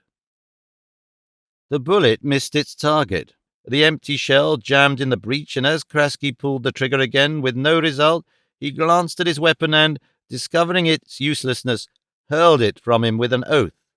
As he strove frantically to bring his rifle into action, Esteban threw back his spear hand with the short, heavy spear that he had learned by now so well to use, and before the other could press the trigger of his rifle, the barbed shaft tore through his chest and heart. Without a sound, Karl Kraski sank dead at the foot of his enemy and his rival, while the woman both had loved, each in his own selfish or brutal way, sank sobbing to the ground in the last and deepest depths of despair. Seeing that the other was dead, Esteban stepped forward and wrenched his spear from Kraski's body, and also relieved his dead enemy of his ammunition and weapons. As he did so, his eyes fell upon a little bag made of skins which Kraski had fastened to his waist by the grass rope he had recently fashioned to uphold his primitive skirt.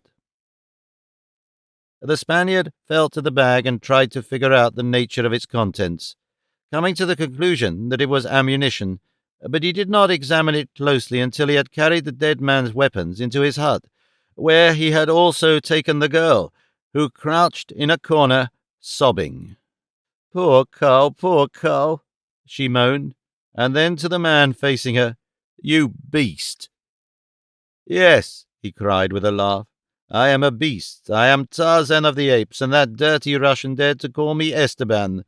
I am Tarzan. I am Tarzan of the Apes," he repeated in a loud scream.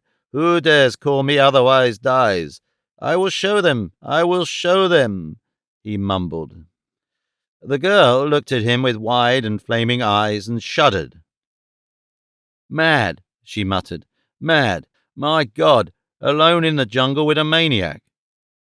And, in truth, in one respect, was Esteban Miranda mad. Mad with the madness of the artist who lives the part he plays. And for so long now had Esteban played the part, and so really proficient had he become in his interpretation of the noble character, that he believed himself Tarzan, and in outward appearance he might have deceived the ape-man's best friend. But within that godlike form was the heart of a cur and the soul of a craven. "He would have stolen Tarzan's mate," muttered Esteban. "Tarzan, lord of the jungle. Did you see how I slew him with a single shaft? You could love a weakling, could you, when you could have the love of the great Tarzan?" "I loathe you," said the girl. "You are indeed a beast. You are lower than the beasts." You are mine, though, said the Spaniard, and you shall never be another's. First I would kill you, but let us see what the Russian had in his little bag of hides. It feels like ammunition enough to kill a regiment. And he untied the thongs that held the mouth of the bag closed and let some of the contents spill out upon the floor of the hut. As the sparkling stones rolled scintillant before their astonished eyes, the girl gasped in incredulity. "Holy Mary!" exclaimed the Spaniard. "They are diamonds." "Hundreds of them," murmured the girl. "Where could he have gotten them?" "I do not know, and I do not care," said Esteban. "They are mine. They are all mine. I am rich, Flora. I am rich, and if you are a good girl, you shall share my wealth with me." Flora Hawke's eyes narrowed. Awakened within her breast was the always present greed that dominated her being, and beside it, and equally as powerful now to dominate her, her hatred for the Spaniard. Could he have known it, possession of those gleaming baubles had crystallized at last in the mind of the woman a determination she had long fostered to slay the Spaniard while he slept. Heretofore she had been afraid of being left alone in the jungle, but now the desire to possess this great wealth overcame her terror. Tarzan, ranging the jungle, picked up the trail of the various bands of West Coast boys and the fleeing slaves of the dead Arabs, and overhauling each in turn, he prosecuted his search for Louvini, awing the blacks into truthfulness and leaving them in a state of terror when he departed. Each and every one, they told him the same story. There was none who had seen Louvini since the night of the battle and the fire, and each was positive that he must have escaped with some other band. So thoroughly occupied had the ape-man's mind been during the past few days with his sorrow and his search that lesser considerations had gone neglected, with the result that he had not noted that the bag containing the diamonds was missing. In fact, he had practically forgotten the diamonds when, by the merest vagary of chance, his mind happened to revert to them, and then it was that he suddenly realized that they were missing. But when had he lost them, or the circumstances surrounding the loss? He could not recall. "Those rascally Europeans," he muttered to Jad Baljar, "they must have taken them." And suddenly, with the thought, the scarlet scar flamed brilliantly upon his forehead, as just anger welled within him against the perfidy and ingratitude of the men he had succored.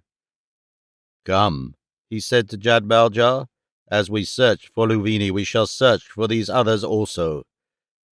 And so it was that Peebles and Throck and Bluber had travelled but a short distance toward the coast when, during a noonday halt, they were surprised to see the figure of the ape-man moving majestically toward them while, at his side, paced the great black-maned lion. Tarzan made no acknowledgment of their exuberant greeting, but came forward in silence to stand at last with folded arms before them. There was a grim, accusing expression upon his countenance that brought the chill of fear to Bluber's cowardly heart, and blanched the faces of the two hardened English pugs. "What is it?" they chorused. "What is wrong? What has happened?" "I have come for the bag of stones you took from me," said Tarzan simply. Each of the three eyed his companion suspiciously. "I do not understand what you mean, Mr. Tarzan," purred Bluber, rubbing his palms together. "I am sure there is some mistake unless—" He cast a furtive and suspicious glance in the direction of Peebles and Throck. "I don't know nothing about no bag of stones," said Peebles, "but I will say as how you can't trust no Jew." "I don't trust any of you," said Tarzan.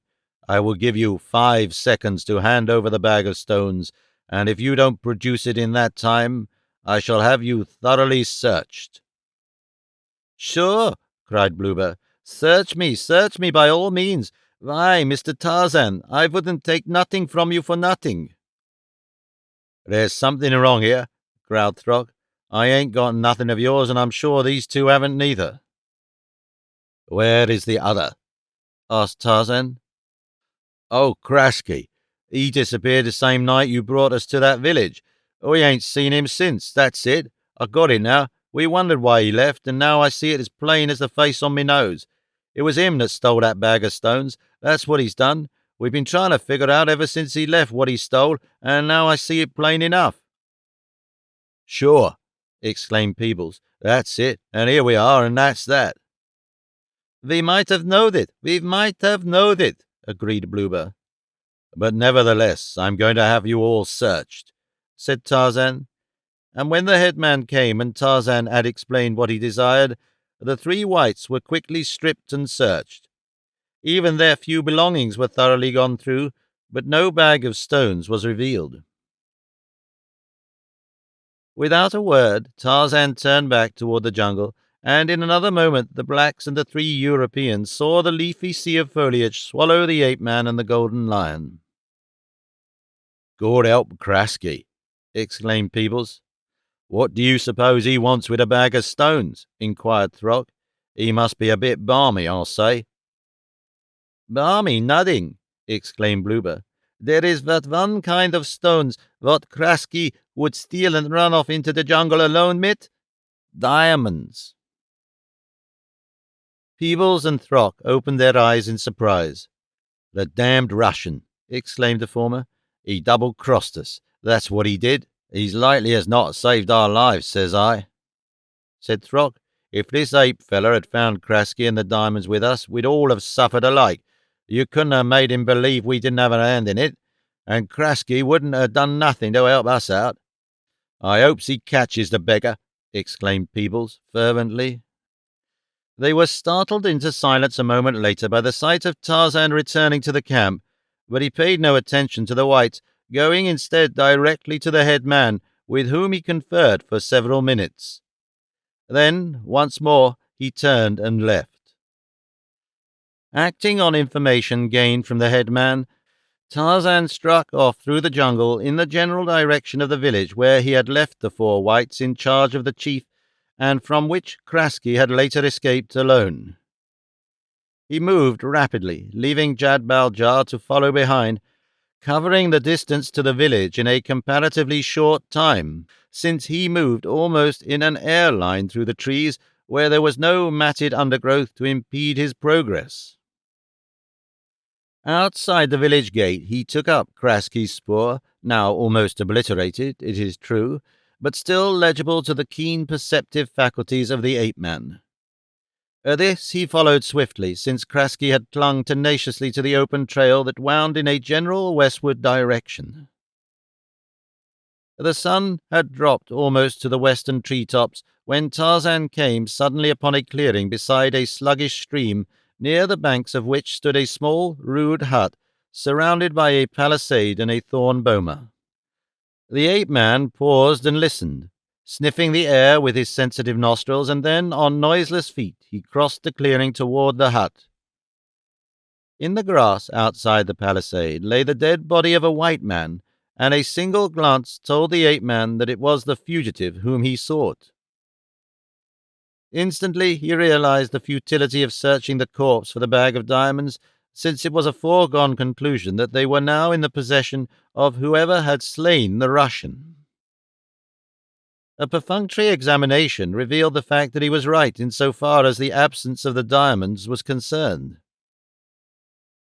Both inside the hut and outside the palisade were indications of the recent presence of a man and woman, the spoor of the former tallying with that of the creature who had killed Gobu, the great ape, and hunted Bara the deer upon the preserves of the ape-man. But the woman, who was she?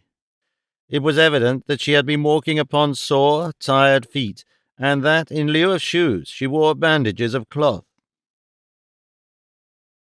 Tarzan followed the spoor of the man and the woman where it led from the hut into the jungle. As it progressed, it became apparent that the woman had been lagging behind, and that she had commenced to limp more and more painfully.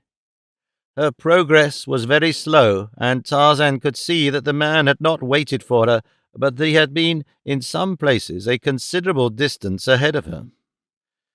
And so it was that Esteban had forged far ahead of Flora Hawkes, whose bruised and bleeding feet would scarce support her. "Wait for me, Esteban," she had pleaded. Do not desert me. Do not leave me alone here in this terrible jungle." "Then keep up with me," growled the Spaniard. "Do you think, with this fortune in my possession, I am going to wait here forever in the middle of the jungle for someone to come and take it away from me? No, I am going on to the coast as fast as I can. If you can keep up, well and good. If you cannot, that is your own lookout." "But you could not desert me. Even you, Esteban, could not be such a beast after all that you have forced me to do for you." The Spaniard laughed. "You are nothing more to me," he said, "than an old glove. With this," and he held the sack of diamonds before him, "I can purchase the finest gloves in the capitals of the world. New gloves." And he laughed grimly at his little joke. "Esteban, Esteban," she cried, come back, come back. I can go no farther. Do not leave me. Please come back and save me." But he only laughed at her, and as a turn of the trail shut him from her sight, she sank helpless and exhausted to the ground.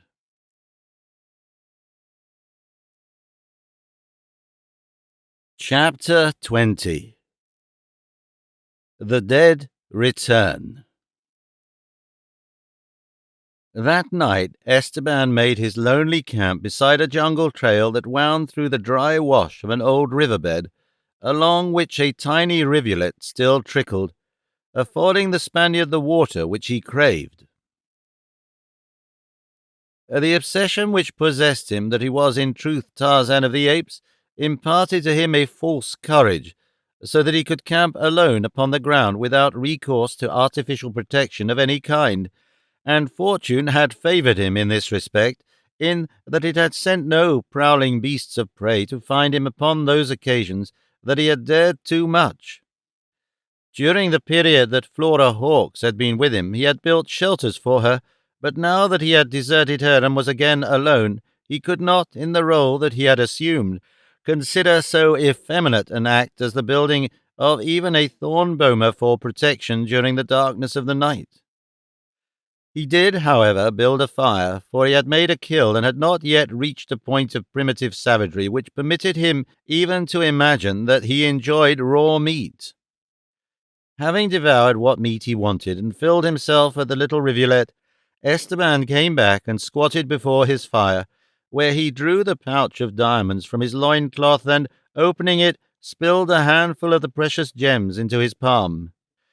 The flickering firelight playing upon them sent scintillant gleams shooting into the dark of the surrounding jungle night as the Spaniard let a tiny stream of the sparkling stones trickle from one hand to the other, and in the pretty play of light the Spaniard saw visions of the future.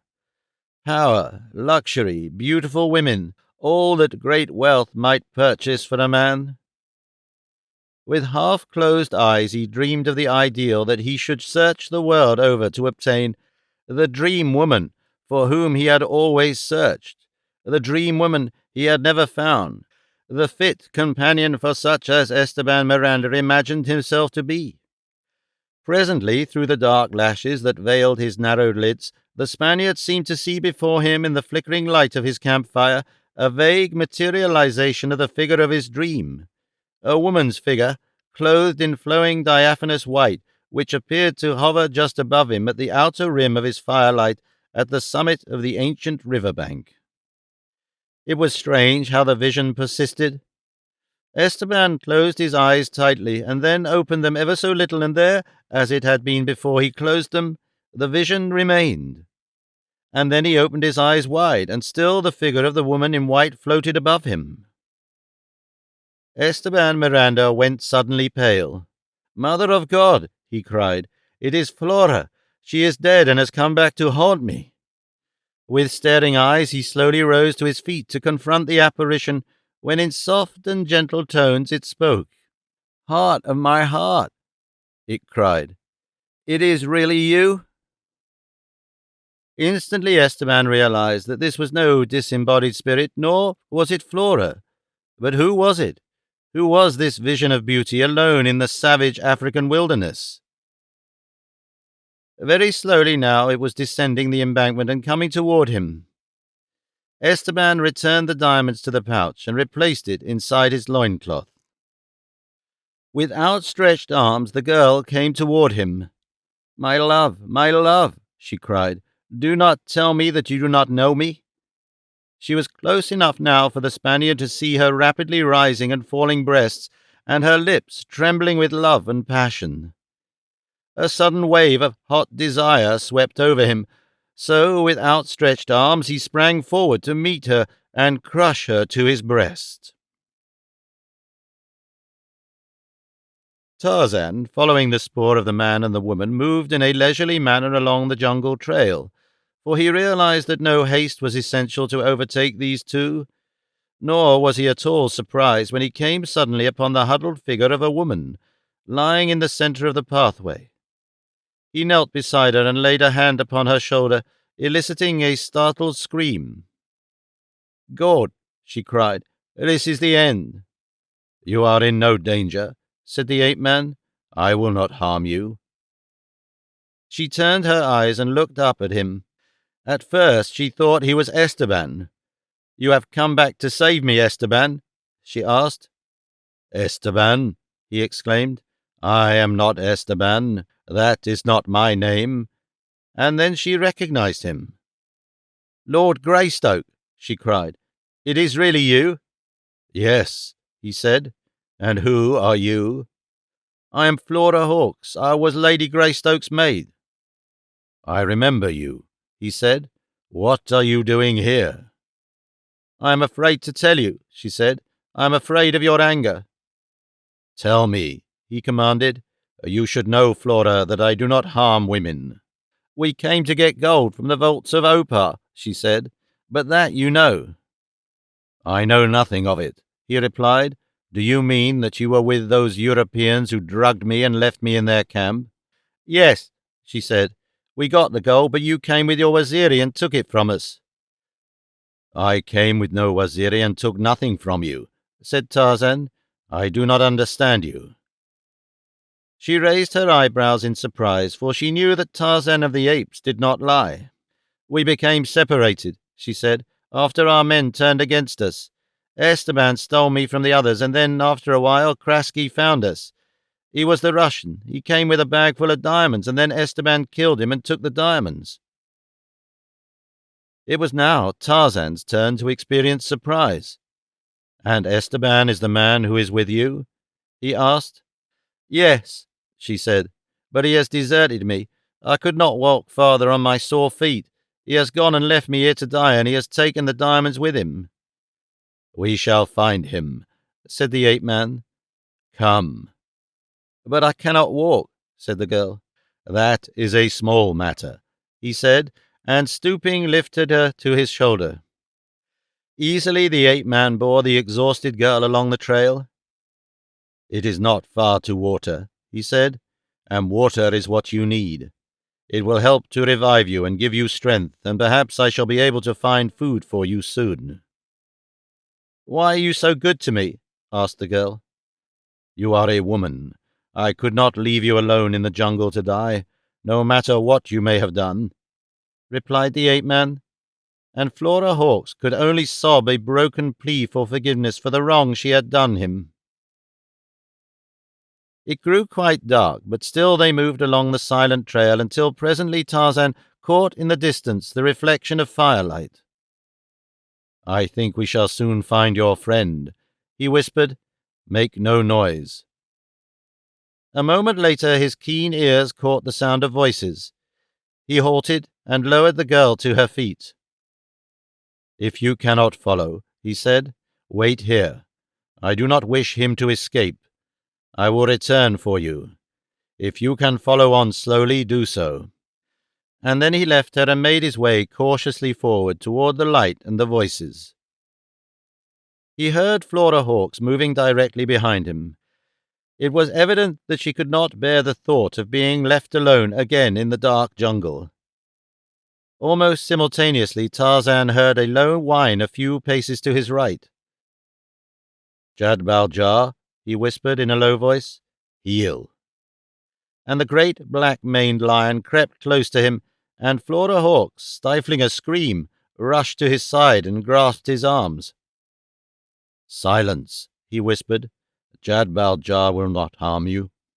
An instant later, the three came to the edge of the ancient riverbank, and through the tall grasses growing there looked down upon the little camp beneath.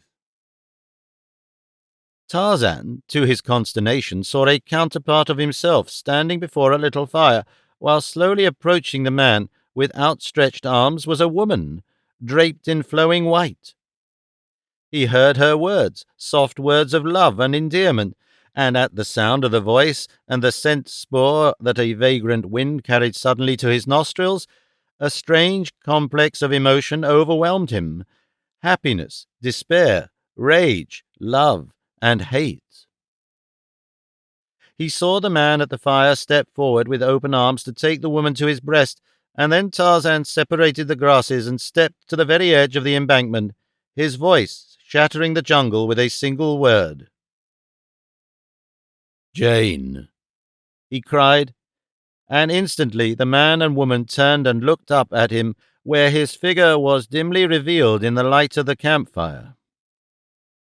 At sight of him, the man wheeled and raced for the jungle on the opposite side of the river, and then Tarzan leapt to the bottom of the wash below and ran toward the woman. "Jane," he cried, "it is you! It is you!" The woman showed her bewilderment.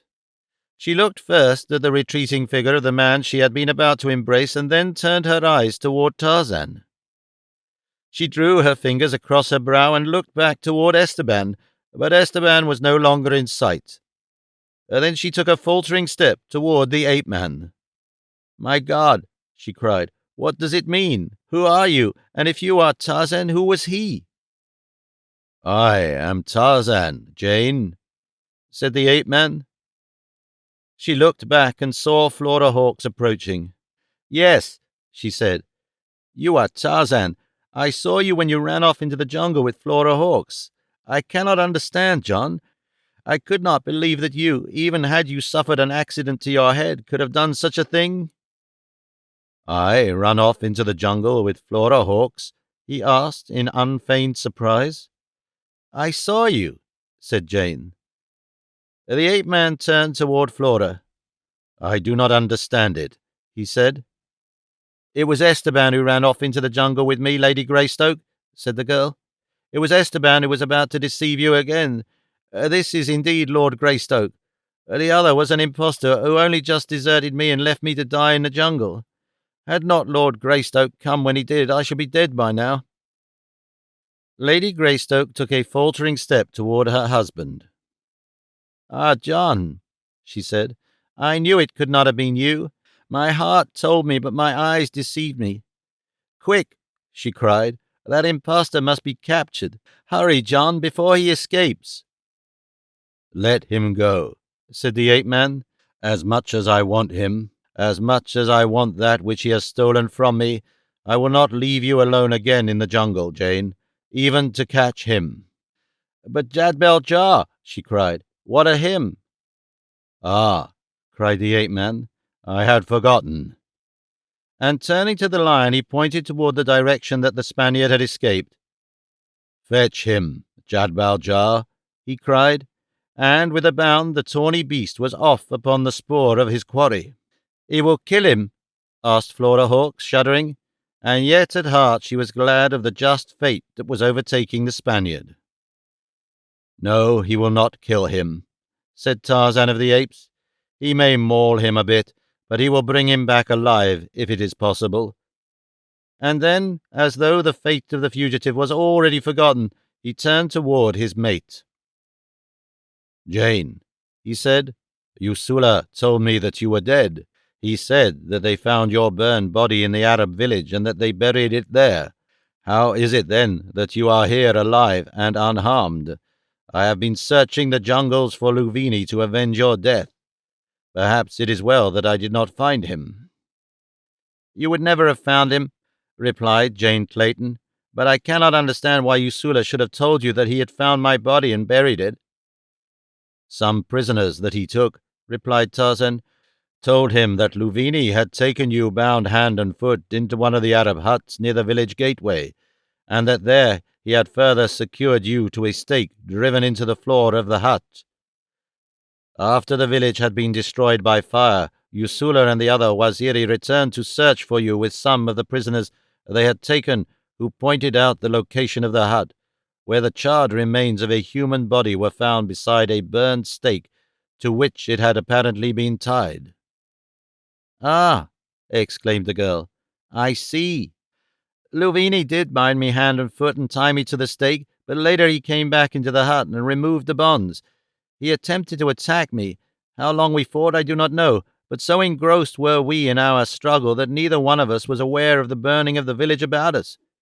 As I persistently fought him off, I caught a glimpse of a knife in his belt, and then I let him seize me, and as his arms encircled me, I grasped the knife and, drawing it from its sheath, plunged it into his back and below his left shoulder. That was the end. Luvini sank lifeless to the floor of the hut. Almost simultaneously, the rear and roof of the structure burst into flames. I was almost naked, for he had torn nearly all my clothing from me in our struggles. Hanging upon the wall of the hut was this white burnous, the property doubtless of one of the murdered Arabs. I seized it, and throwing it about me, ran into the village street. The huts were now all aflame, and the last of the natives was disappearing through the gateway. To my right was a section of palisade that had not yet been attacked by the flames. To escape into the jungle by the gateway would have meant running into the arms of my enemies, and so, somehow, I managed to scale the palisade and drop into the jungle unseen by any. I have had considerable difficulty eluding the various bands of blacks who escaped the village. A part of the time I have been hunting for the Waziri, and the balance I have had to remain in hiding. I was resting in the crotch of a tree about half a mile from here when I saw the light of this man's fire, and when I came to investigate, I was almost stunned by joy to discover that I had, as I imagined, stumbled upon my Tarzan." "It was Luvini's body, then, and not yours that they buried?" said Tarzan. "Yes," said Jane, "and it was this man who just escaped whom I saw run off into the jungle with Flora, and not you, as I believed." Flora Hawkes looked up suddenly. "And it must have been Esteban who came with the Waziri and stole the gold from us. He fooled our men, and he must have fooled the Waziri too." "He might have fooled anyone if he could deceive me," said Jane Clayton. "I should have discovered the deception in a few minutes, I have no doubt, but in the flickering light of the campfire, and influenced as I was by the great joy of seeing Lord Greystoke again, I believed quickly that which I wanted to believe." The ape-man ran his fingers through his thick shock of hair in a characteristic gesture of meditation. "I cannot understand how he fooled Usula in broad daylight," he said with a shake of his head. "I can," said Jane. "He told him that he had suffered an injury to his head which had caused him to lose his memory partially, an explanation which accounted for many lapses in the man's interpretation of your personality." "He was a clever devil," commented the ape-man. "He was a devil, all right," said Flora. It was more than an hour later that the grasses at the river bank suddenly parted, and Jad Baljar emerged silently into their presence. Grasped in his jaws was a torn and bloody leopard skin, which he brought and laid at the feet of his master. The ape-man picked the thing up and examined it, and then he scowled. "I believe Jad Baljar killed him after all," he said. "He probably resisted," said Jane Clayton, "in which event Jad Baljar could do nothing else in self-defense but slay him." "Do you suppose he ate him?" cried Flora Hawkes, drawing fearfully away from the beast. "No," said Tarzan. "He has not had time. In the morning we will follow the spoor and find his body. I should like to have the diamonds again." And then he told Jane the strange story connected with his acquisition of the great wealth represented by the little bag of stones. The following morning they set out in search of Esteban's corpse.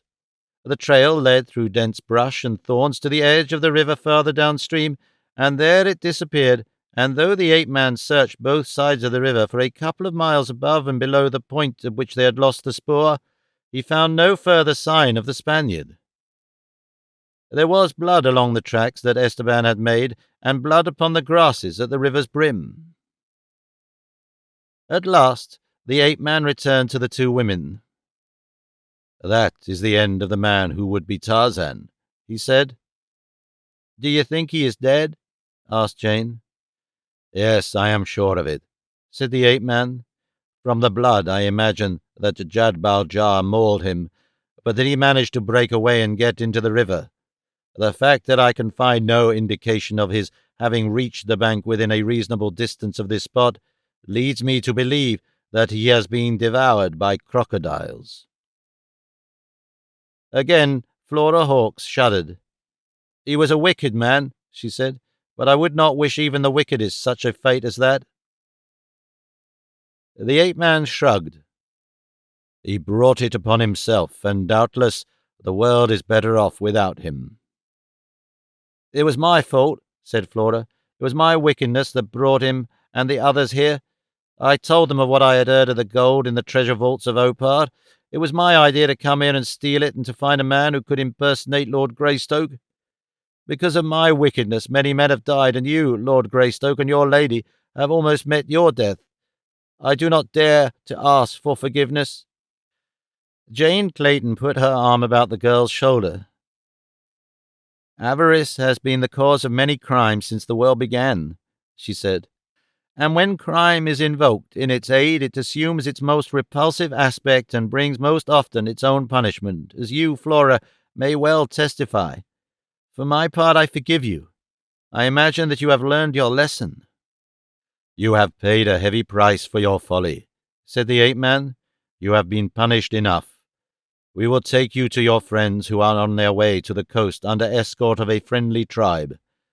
They cannot be far distant, for, from the condition of the men when I saw them, long marches are beyond their physical powers." The girl dropped to her knees at his feet.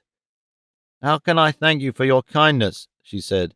"But I would rather remain here in Africa with you and Lady Greystoke, and work for you and show by my loyalty that I can redeem the wrong I did you." Tarzan glanced at his wife questioningly, and Jane Clayton signified her assent to the girl's request. "Very well, then," said the ape-man. "You may remain with us, Flora." "You will never regret it," said the girl. "I will work my fingers off for you." The three, and Jad-Bal-Jar, had been 3 days upon the march toward home when Tarzan, who was in the lead, paused, and raising his head, sniffed the jungle air. And then he turned to them with a smile. "My Waziri are disobedient," he said. "I sent them home, and yet here they are, coming toward us, directly away from home." A few minutes later they met the van of the Waziri, and great was the rejoicing of the blacks when they found both their master and mistress alive and unscathed. "And now that we have found you," said Tarzan, after the greetings were over and innumerable questions had been asked and answered, "tell me, what did you with the gold that you took from the camp of the Europeans?" "We hid it, O Bwana, where you told us to hide it," replied Usula. "I was not with you, Usula," said the ape-man. "It was another, who deceived Lady Greystoke even as he deceived you, a bad man, who impersonated Tarzan of the Apes so cleverly that it was no wonder that you were imposed upon." "Then it was not you who told us that your head had been injured and that you could not remember the language of the Waziri?" demanded Usula. "It was not I," said Tarzan, "for my head has not been injured, and I remember well the language of my children." "Ah," cried Usula, "then it was not our big Bwana who ran from Buto the rhinoceros." Tarzan laughed. "Did the other run from Buto?" "That he did," cried Usula. "He ran in great terror." "I do not know that I blame him," said Tarzan, "for Buto is no pleasant playfellow." "But our big Bwana would not run from him," said Usula proudly. "Even if another than I hid the gold, it was you who dug the hole. Lead me to the spot, then, Usula." The Waziri constructed rude yet comfortable litters for the two white women, though Jane Clayton laughed at the idea that it was necessary that she be carried, and insisted upon walking beside her bearers more often than she rode. Flora Hawkes, however, weak and exhausted as she was, could not have proceeded far without being carried, and was glad of the presence of the brawny Waziri who bore her along the jungle trail so easily. It was a happy company that marched in buoyant spirits toward the spot where the Waziri had cached the gold for Esteban. The blacks were overflowing with good nature because they had found their master and their mistress, while the relief and joy of Tarzan and Jane were too deep for expression. When at last they came to the place beside the river where they had buried the gold, the Waziri, singing and laughing, commenced to dig for the treasure, but presently their singing ceased, and their laughter was replaced by expressions of puzzled concern. For a while Tarzan watched them in silence, and then a slow smile overspread his countenance. "You must have buried it deep, Usula," he said. The black scratched his head. "No, not so deep as this, Bwana," he cried. "I cannot understand it. We should have found the gold before this." "Are you sure you are looking in the right place?" asked Tarzan. "This is the exact spot, Bwana," the black assured him. "But the gold is not here. Someone has moved it since we buried it." "The Spaniard again," commented Tarzan. "He was a slick customer." "But he could not have taken it alone," said Usula. "There were many ingots of it." "No," said Tarzan, "he could not, and yet it is not here." The Waziri and Tarzan searched carefully about the spot where the gold had been buried, but so clever had been the woodcraft of Owaza that he had obliterated even from the keen senses of the ape-man every vestige of the spoor that he and the Spaniard had made in carrying the gold from the old hiding-place to the new. "It is gone," said the ape-man, "but I shall see that it does not get out of Africa."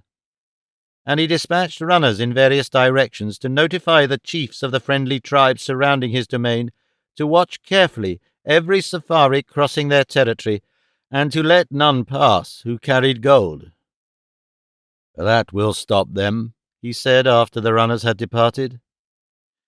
That night, as they made their camp upon the trail toward home, the three whites were seated about a small fire with Jad-Bal-Jar lying just behind the ape-man, who was examining the leopard skin that the golden lion had retrieved in his pursuit of the Spaniard, when Tarzan turned toward his wife. "You are right, Jane," he said. "The treasure vaults of Opar are not for me. This time I have lost not only the gold, but a fabulous fortune in diamonds as well, beside risking that greatest of all treasures, yourself." "Let the gold and the diamonds go, John," she said. "We have one another, and Korak." "And a bloody leopard skin," he supplemented, "with a mystery map painted upon it in blood." Jad-Bal-Jar sniffed the hide and licked his chops in anticipation or retrospection. Which?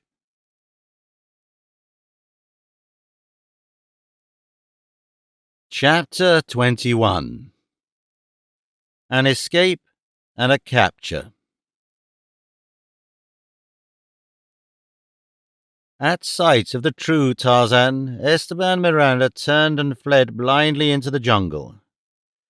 His heart was cold with terror as he rushed on in blind fear. He had no objective in mind. He did not know in what direction he was going. His only thought, the thought which dominated him, was based solely upon a desire to put as much distance as possible between himself and the ape-man, and so he blundered on, forcing his way through dense thickets of thorns that tore and lacerated his flesh until, at every step, he left a trail of blood behind him. At the river's edge, the thorns reached out and seized again, as they had several times before, the precious leopard skin to which he clung with almost the same tenacity as he clung to life itself. But this time the thorns would not leave go their hold, and as he struggled to tear it away from them, his eyes turned back in the direction from which he had come. He heard the sound of a great body moving rapidly through the thicket toward him, and an instant later he saw the baleful glare of two gleaming, yellow-green spots of flame. With a stifled cry of terror, the Spaniard relinquished his hold upon the leopard skin and, wheeling, dived into the river. As the black waters closed above his head, Jad-Bal-Jar came to the edge of the bank and looked down upon the whitening circles which marked the spot of his quarry's disappearance, for Esteban, who was a strong swimmer, struck boldly for the opposite side of the stream, keeping himself well submerged.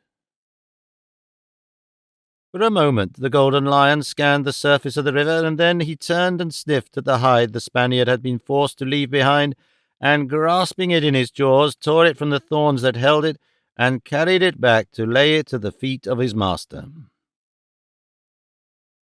Forced at last to come to the surface for air, the Spaniard arose amid a mass of tangled foliage and branches. For a moment he thought that he was lost, so tightly held was he by the entangling boughs, but presently he forced his way upward, and as his head appeared above the surface of the water amidst the foliage, he discovered that he had arisen directly beneath a fallen tree that was floating down the centre of the stream. After considerable effort, he managed to draw himself up to the bows and find a place astride the great bole, and thus he floated downstream in comparative safety.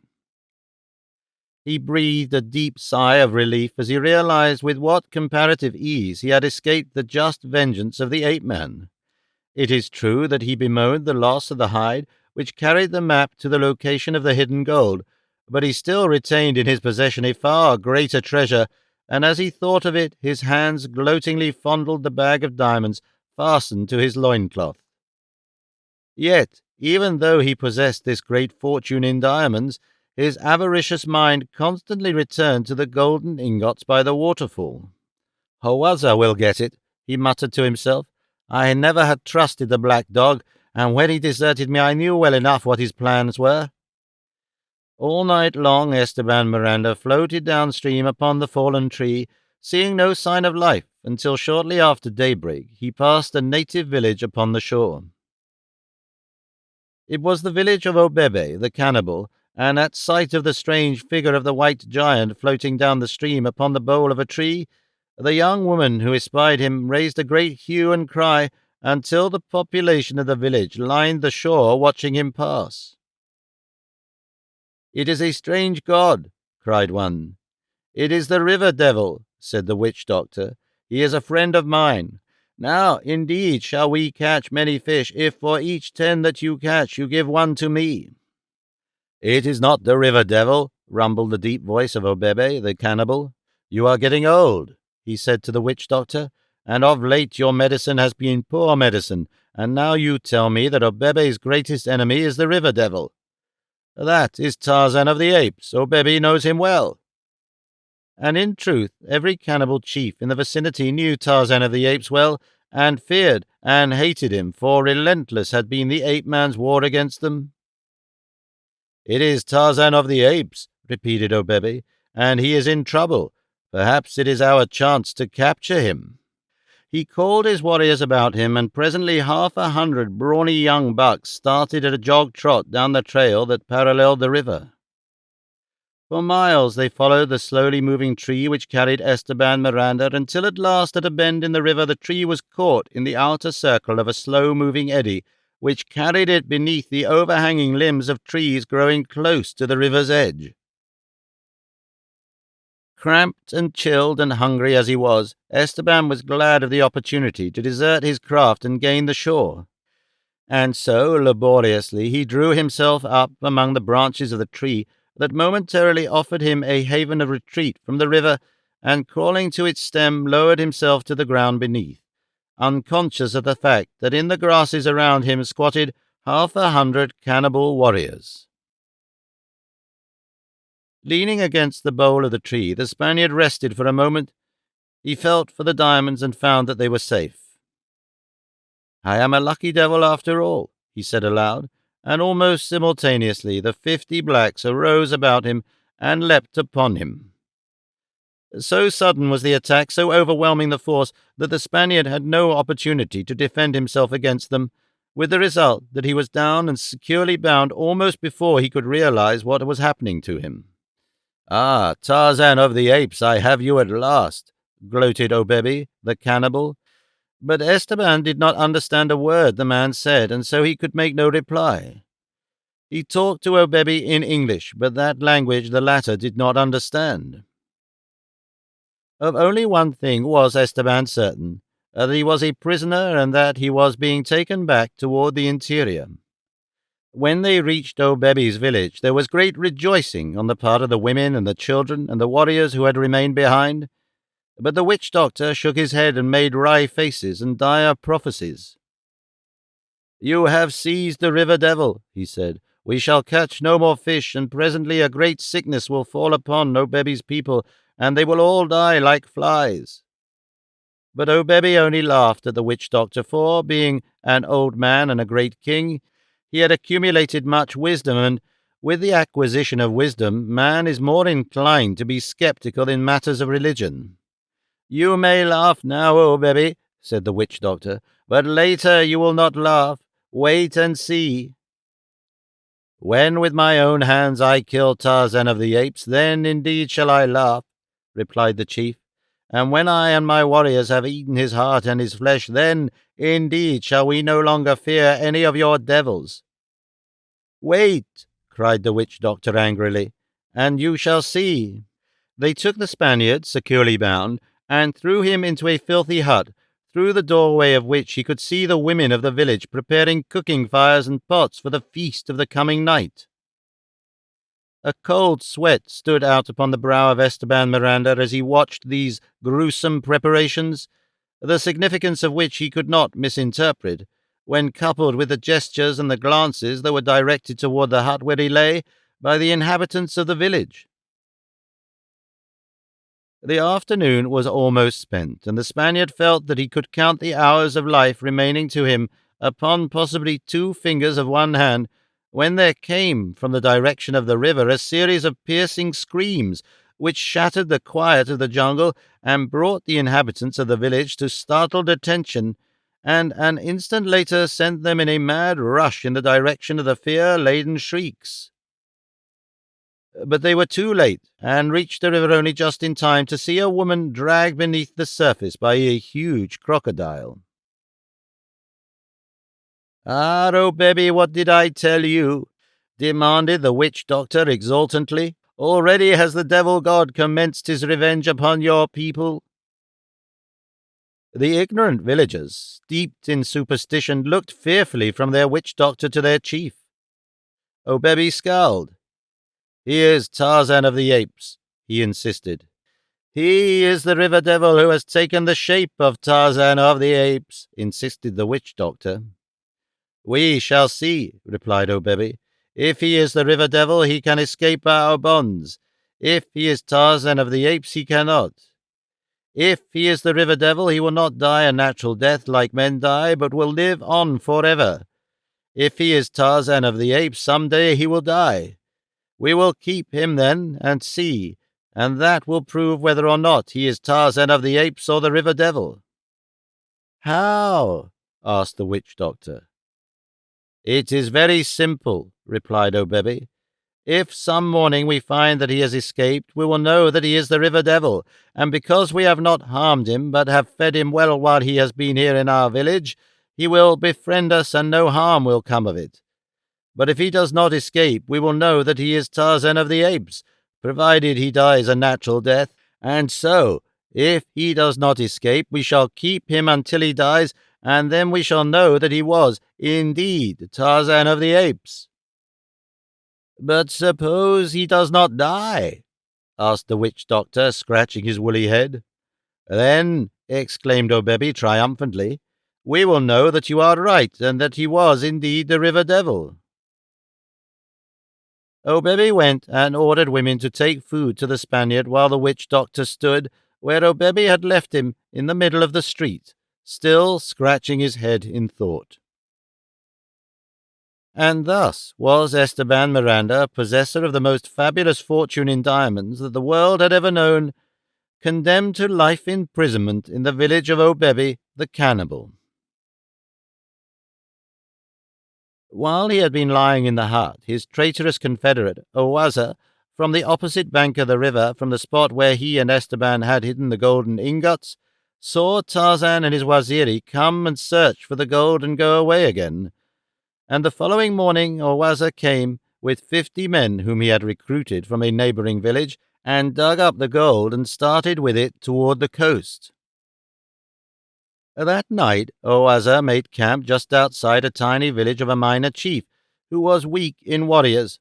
The old fellow invited Owaza into his compound, and there he fed him and gave him native beer, while the chief's people circulated among Owaza's boys, plying them with innumerable questions, until at last the truth leaked out, and the chief knew that Owaza's porters were carrying a great store of yellow gold.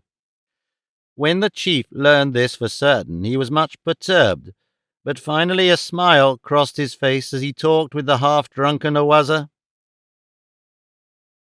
"You have much gold with you," said the old chief, "and it is very heavy. It will be hard to get your boys to carry it all the way back to the coast." "Yes," said Owaza, "but I shall pay them well." "If they did not have to carry it so far from home, you would not have to pay them so much, would you?" asked the chief. "No," said Owaza, "but I cannot dispose of it this side of the coast." "I know where you can dispose of it within 2 days' march," replied the old chief. "Where?" demanded Owaza, "and who here in the interior will buy it?" "There is a white man who will give you a little piece of paper for it, and you can take that paper to the coast and get the full value of your gold." "Who is the white man?" demanded Owaza, "and where is he?" "He is a friend of mine," said the chief, "and if you wish I will take you to him on the morrow, and you can bring with you all your gold and get the little piece of paper." "Good," said Owaza, "and then I shall not have to pay the carriers but a very small amount." The carriers were glad indeed to learn the next day that they were not to go all the way to the coast, for even the lure of payment was not sufficient to overcome their dislike to so long a journey and their fear of being at so great a distance from home. They were very happy, therefore, as they set forth on a 2 days' march toward the northeast. And Owaza was happy, and so was the old chief, who accompanied them himself, though why he was happy about it Owaza could not guess. They had marched for almost 2 days when the chief sent one of his own men forward with a message. "It is to my friend," he said, "to tell him to come and meet us and lead us to his village." And a few hours later, as the little caravan emerged from the jungle onto a broad grassy plain, they saw not far from them, and approaching rapidly, a large band of warriors. Owaza halted.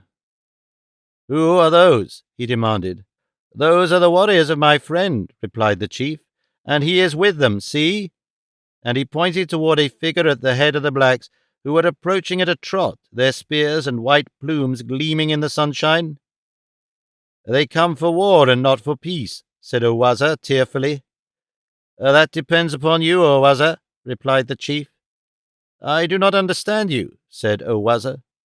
"But you will in a few minutes after my friend has come." As the advancing warriors approached more closely, Owaza saw a giant white at their head, a white whom he mistook for Esteban, the confederate he had so traitorously deserted.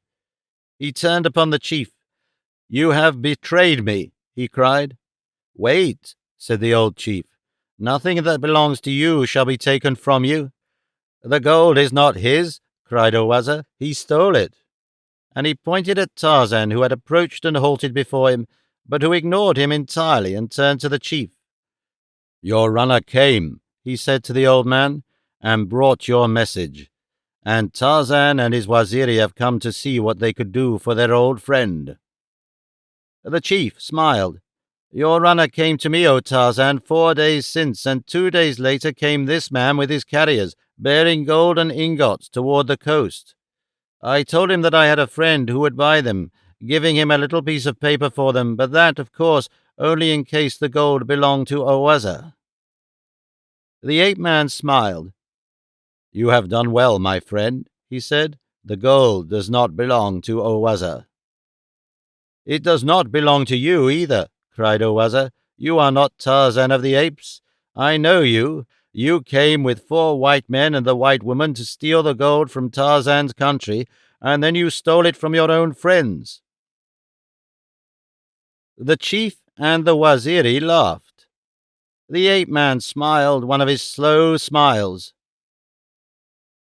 "The other was an impostor, O Wazir," he said, "but I am Tarzan of the Apes, and I thank you for bringing my gold to me. Come," he said, "it is but a few more miles to my home." And the ape-man compelled Owaza to direct his carriers to bear the golden ingots to the Greystoke bungalow.